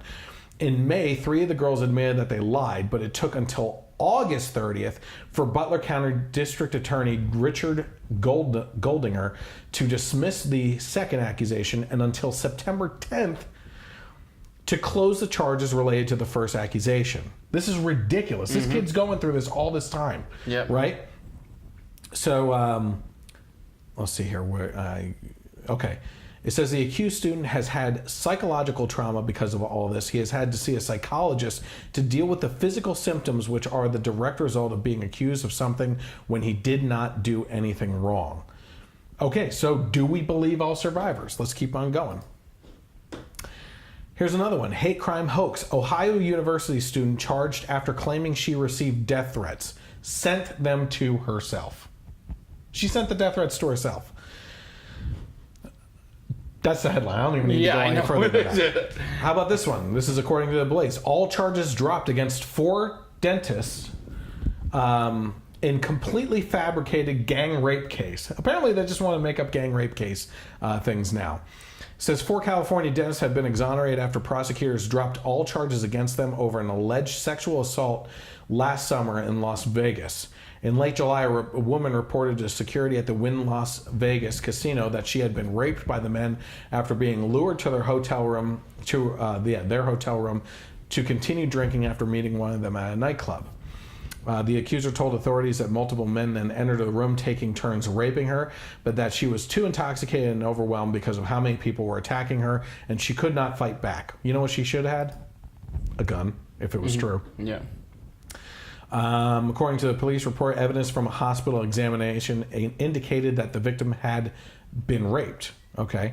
The 4 dentists were released on their own recognized on August 2nd after 4 days of being held without bail, surrendering their passports as a condition. Upon the release, the attorney said that while his client did have consensual sex with the woman, the rape allegations were false. He said video evidence contradicting the rape claim would prove his client's innocence. All charges were ultimately dropped on Monday. After a review of the facts of the case, it was clear the allegations were completely fabricated. The evidence confirmed the men's innocence, and the state has cleared them of all charges. We are so grateful to the justice system for recognizing that we were the victims in this case. We knew when the facts came out that the vicious allegations would be exposed as lies and our good names would be cleared. We want to thank our family, friends, and lawyers for sticking by us through this horrific ordeal. At this sensitive moment in our history, we believe that women should be respected and heard and believed. But as the case shows, it is also important to keep a critical eye on those willing to use the hashtag #MeToo movement for their own selfish motives, and remember that innocent until proven guilty is one of our country's bedrock principles. A freaking man. Yep. Okay, how about this one? Here's another headline. September 29th of last year, so within a year, okay? Yep. Man cleared of rape after victim's Facebook messages expose her bragging. Okay? George Owen, 21, was subjected to a 2-year ordeal after the woman, now 20, said he forced himself on her in an alley. Mr. Owen was this week cleared by a jury at Manchester's Minchell Street Crown Court after it was shown the woman's Facebook messages. Writing to her friend about the allegations, she said, "OMG, ha ha ha ha, my mom knows. She wants to hold my hand to go through it all with me. I was only raped. Chill the F out.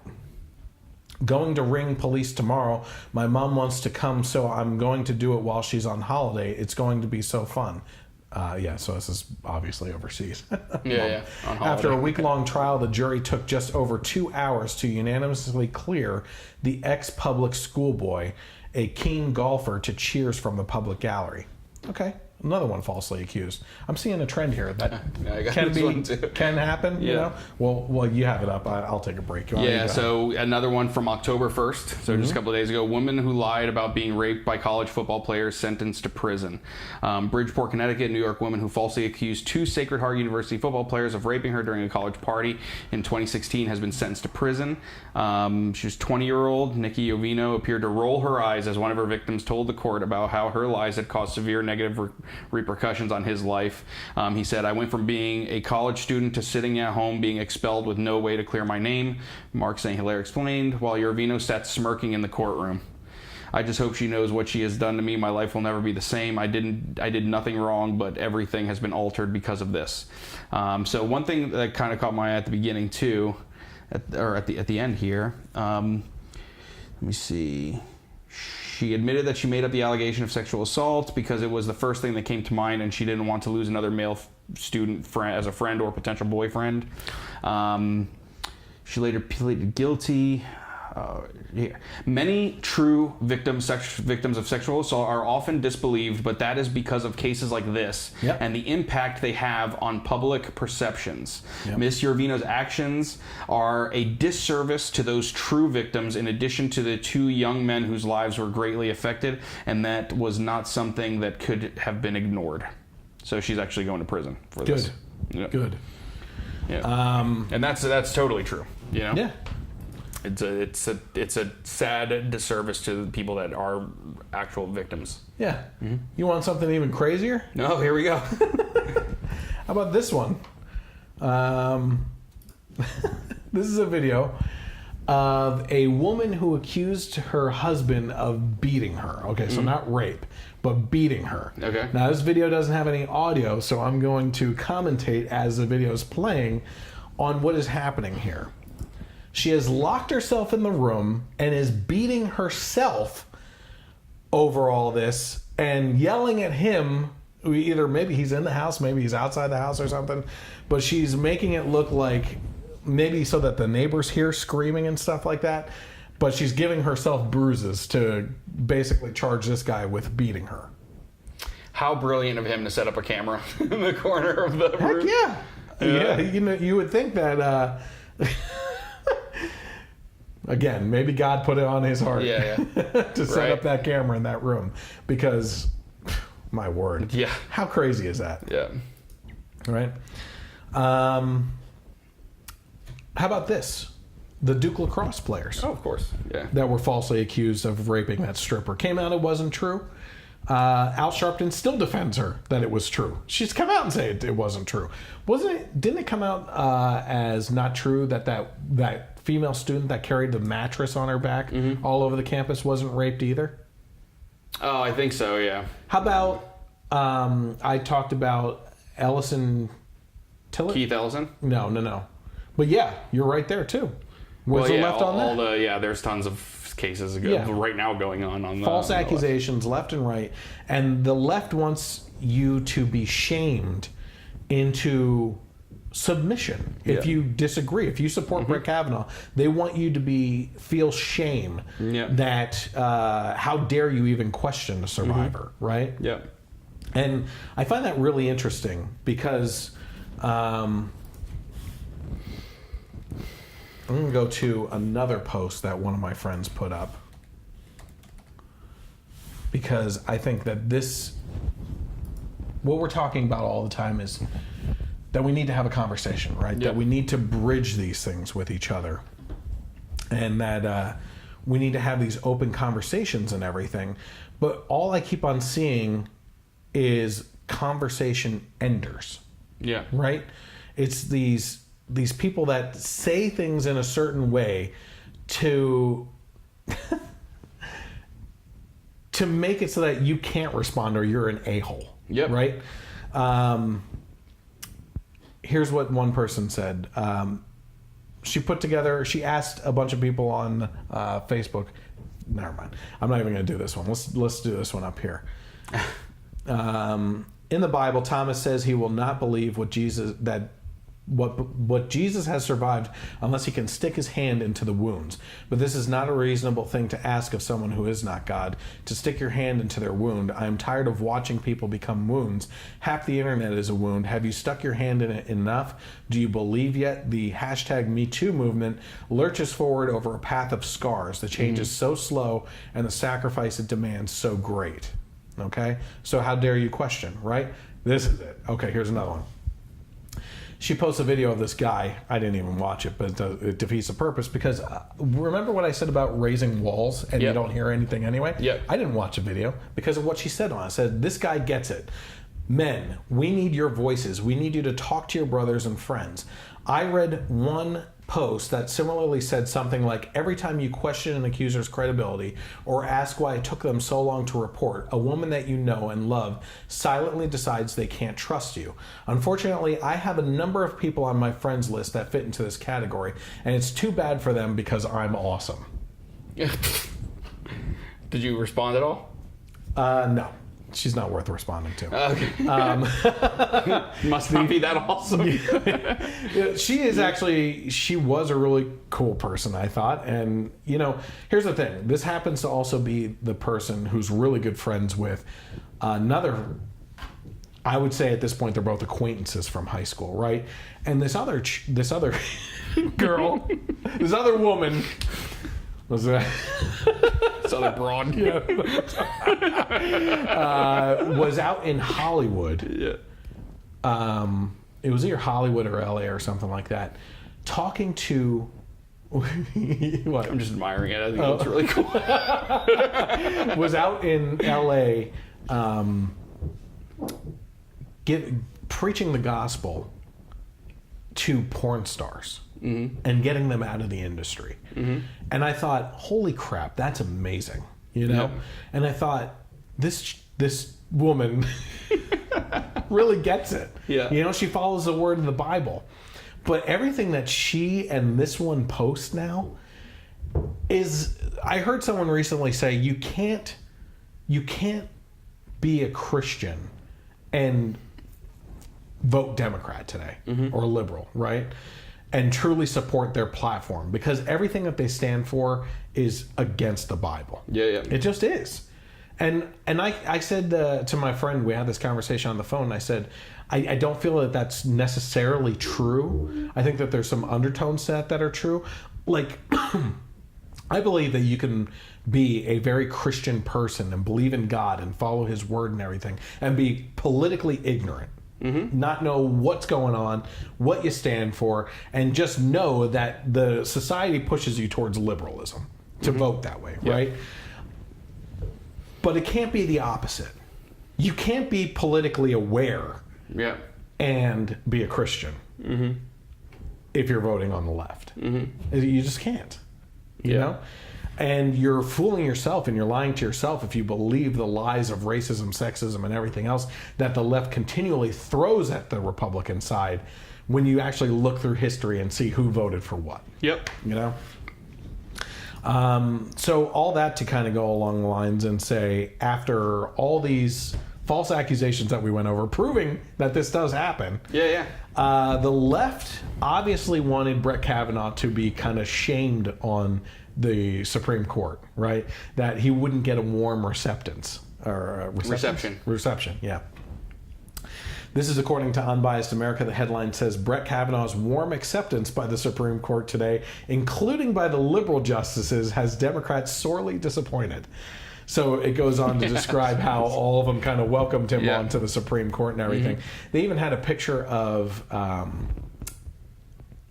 Ginsburg, like kind of like looking sour about it. That's the way she's always like this. Like she can't lift her head up. Like the 14th Amendment thing, that interview she was on, she was like this the whole time. Like you're trying to use a picture of her in her natural state to like put sour grapes on Brett Kavanaugh, and she can't go from this. She looks sour all the time. She's freaking half dead. You know, like it blows my mind what these people are doing all the time. It drives me nuts. But yeah, so that's that. Anything more on Brett Kavanaugh at all or anything? No, I mean, we've pretty much covered it. I just can't wait to see how the left will try to attack Amy Barrett. Since they can't use the rape card. And now, if anything, I really do think now, just because of all of this, with a man being accused of sexual assault, that if he gets another opportunity, she is next. Like, what are they going to do to her? You know, it's going to be her Catholicism and her stance on abortion, and that's going to be the main attack, just like they've done to her already in her questioning and for the court that she's on now. You know, so but we'll see how that goes. The crazy thing about that is also the fact that Kavanaugh wouldn't have been my pick. As a conservative, he was middle of the road. Leaned right. And Amy Barrett was my top choice. I wanted her. That was my top choice too. But here's what happened. Donald Trump, President Trump, threw the Democrats a bone with Kavanaugh. Like, hey, I just appointed Gorsuch, very conservative. Here's what I'm going to do. Next appointment is going to be kind of a right-leaning but middle-of-the-road guy. You guys tore him apart. Just wait for Ginsburg to keel over more. Okay? Or retire. Like, but and if anything, you have, well, I mean, I don't know, this is what the Democrats have been saying as far as now him not being fit, like if he's partisan. But if he, I mean, I guess there's a possibility that if he was more middle of the road, he might look at that, differently now. You just threw that guy into the deep end of the conservative movement. So, unbelievable. So, anything else before we go? It's good to be back. Did you see the Aladdin I trailer? did. I was disappointed. It was a teaser. I liked the lion cave, actually talking, and I think he looks cool and seeing the thing, and it was a teaser. It didn't show much, so. I did see Venom. Did you see Venom yet? No. So, Venom. We can't go too long. Well, just my initial thoughts. No spoilers. The reviews were so bad. Comparing it to Catwoman with Halle Berry. That it sunk. Can you really go back with Halle Berry in the cat suit? Have you seen that movie? Yeah. It's one of the worst movies. Okay, well, there you go. So that sunk my expectations so low. So I didn't go into it as a taking it seriously movie. And man, was it fun. I had a great time. And a lot of people, the cinema score, which is the reviews of actual people coming out of the theater, B+. And even a lot of reviewers saying, you know what, I had a good time. And the one negative that I think a lot of people agree on is the first act is too long. Like, it takes him too long to get the symbiote. But man, when they get together, it's a fun movie. I really enjoyed it. Yeah. So real quick, out of 10. I'd say 7.8 out of 10. It's not enough. You're really digging down the decimals. Not enough to there. give it an 8, but real close. Okay. Yeah. So I liked it a lot. It was pretty fun. All right. Well, I'm definitely happy to have Mike back as well. We're going to be trying to work on as much as possible because we have some really. I made mention on the post that Mike, family-wise, is in need of prayer for a certain situation, and that continues to be the case. But because of that and because of my work schedule now as well, it's going to be a little tough to have a consistent podcast as far as when it falls during the week and what time of the day and everything. So we're going to try our best to do that and have something. But that again is why if you follow on Facebook, hit the like button of the page and also to get notifications. So no matter where you are, if we go live, you'll get a notification that we're going live. Yep. You were about to say something. Oh, well, it was movie related. So, but I did see a non-spoilery review of First Man. Yeah, it looks amazing, but I won't spend money on it. So one thing that he said though was, we gotta go. yeah. Oh, you want to talk about it offline? Yeah. And then maybe we'll talk about it then. Yeah, we'll bring it up next week. Because I'm going to see it, so I'll give my thoughts too on how it was. And I don't mind sneaking into a theater. There you go. Okay, so again, if you're watching, go on Facebook, hit like on the Generation Y Conservative page, get notifications so you can be up to date on when we go live with the podcast and everything. Head over to the YouTube channel for the Generation Y Conservative. Hit subscribe on there. I beg of you to do that because that would really help us out, and share that page with like-minded conservatives and people that are just fed up with the political process right now so that they can get involved. I don't even care if people disagree with me. I don't like the name calling, like baby dick and stuff like that. But he did wish well for the podcast, so I have to give him credit for it. But yeah, we want to grow this thing bigger and bigger as much as possible, and we would appreciate the help with that. Also interact with me on Twitter by calling me baby dick. You're embracing this. Yeah, I'm okay with it. So if you go on to Twitter, it's @GenYConservative without the E on the end, and interact with me there. You can also listen to the podcast on Spreaker, iHeartRadio, iTunes, Google Play, and a couple other as well. Because of KLRN Internet Radio, which puts this podcast audio-wise on their internet radio station on Sundays from 3 to 6 p.m., which is why we're so pressed for time today, because I need to cut content now probably to get it in there. So we appreciate you tuning in. Have a great night, and God bless America.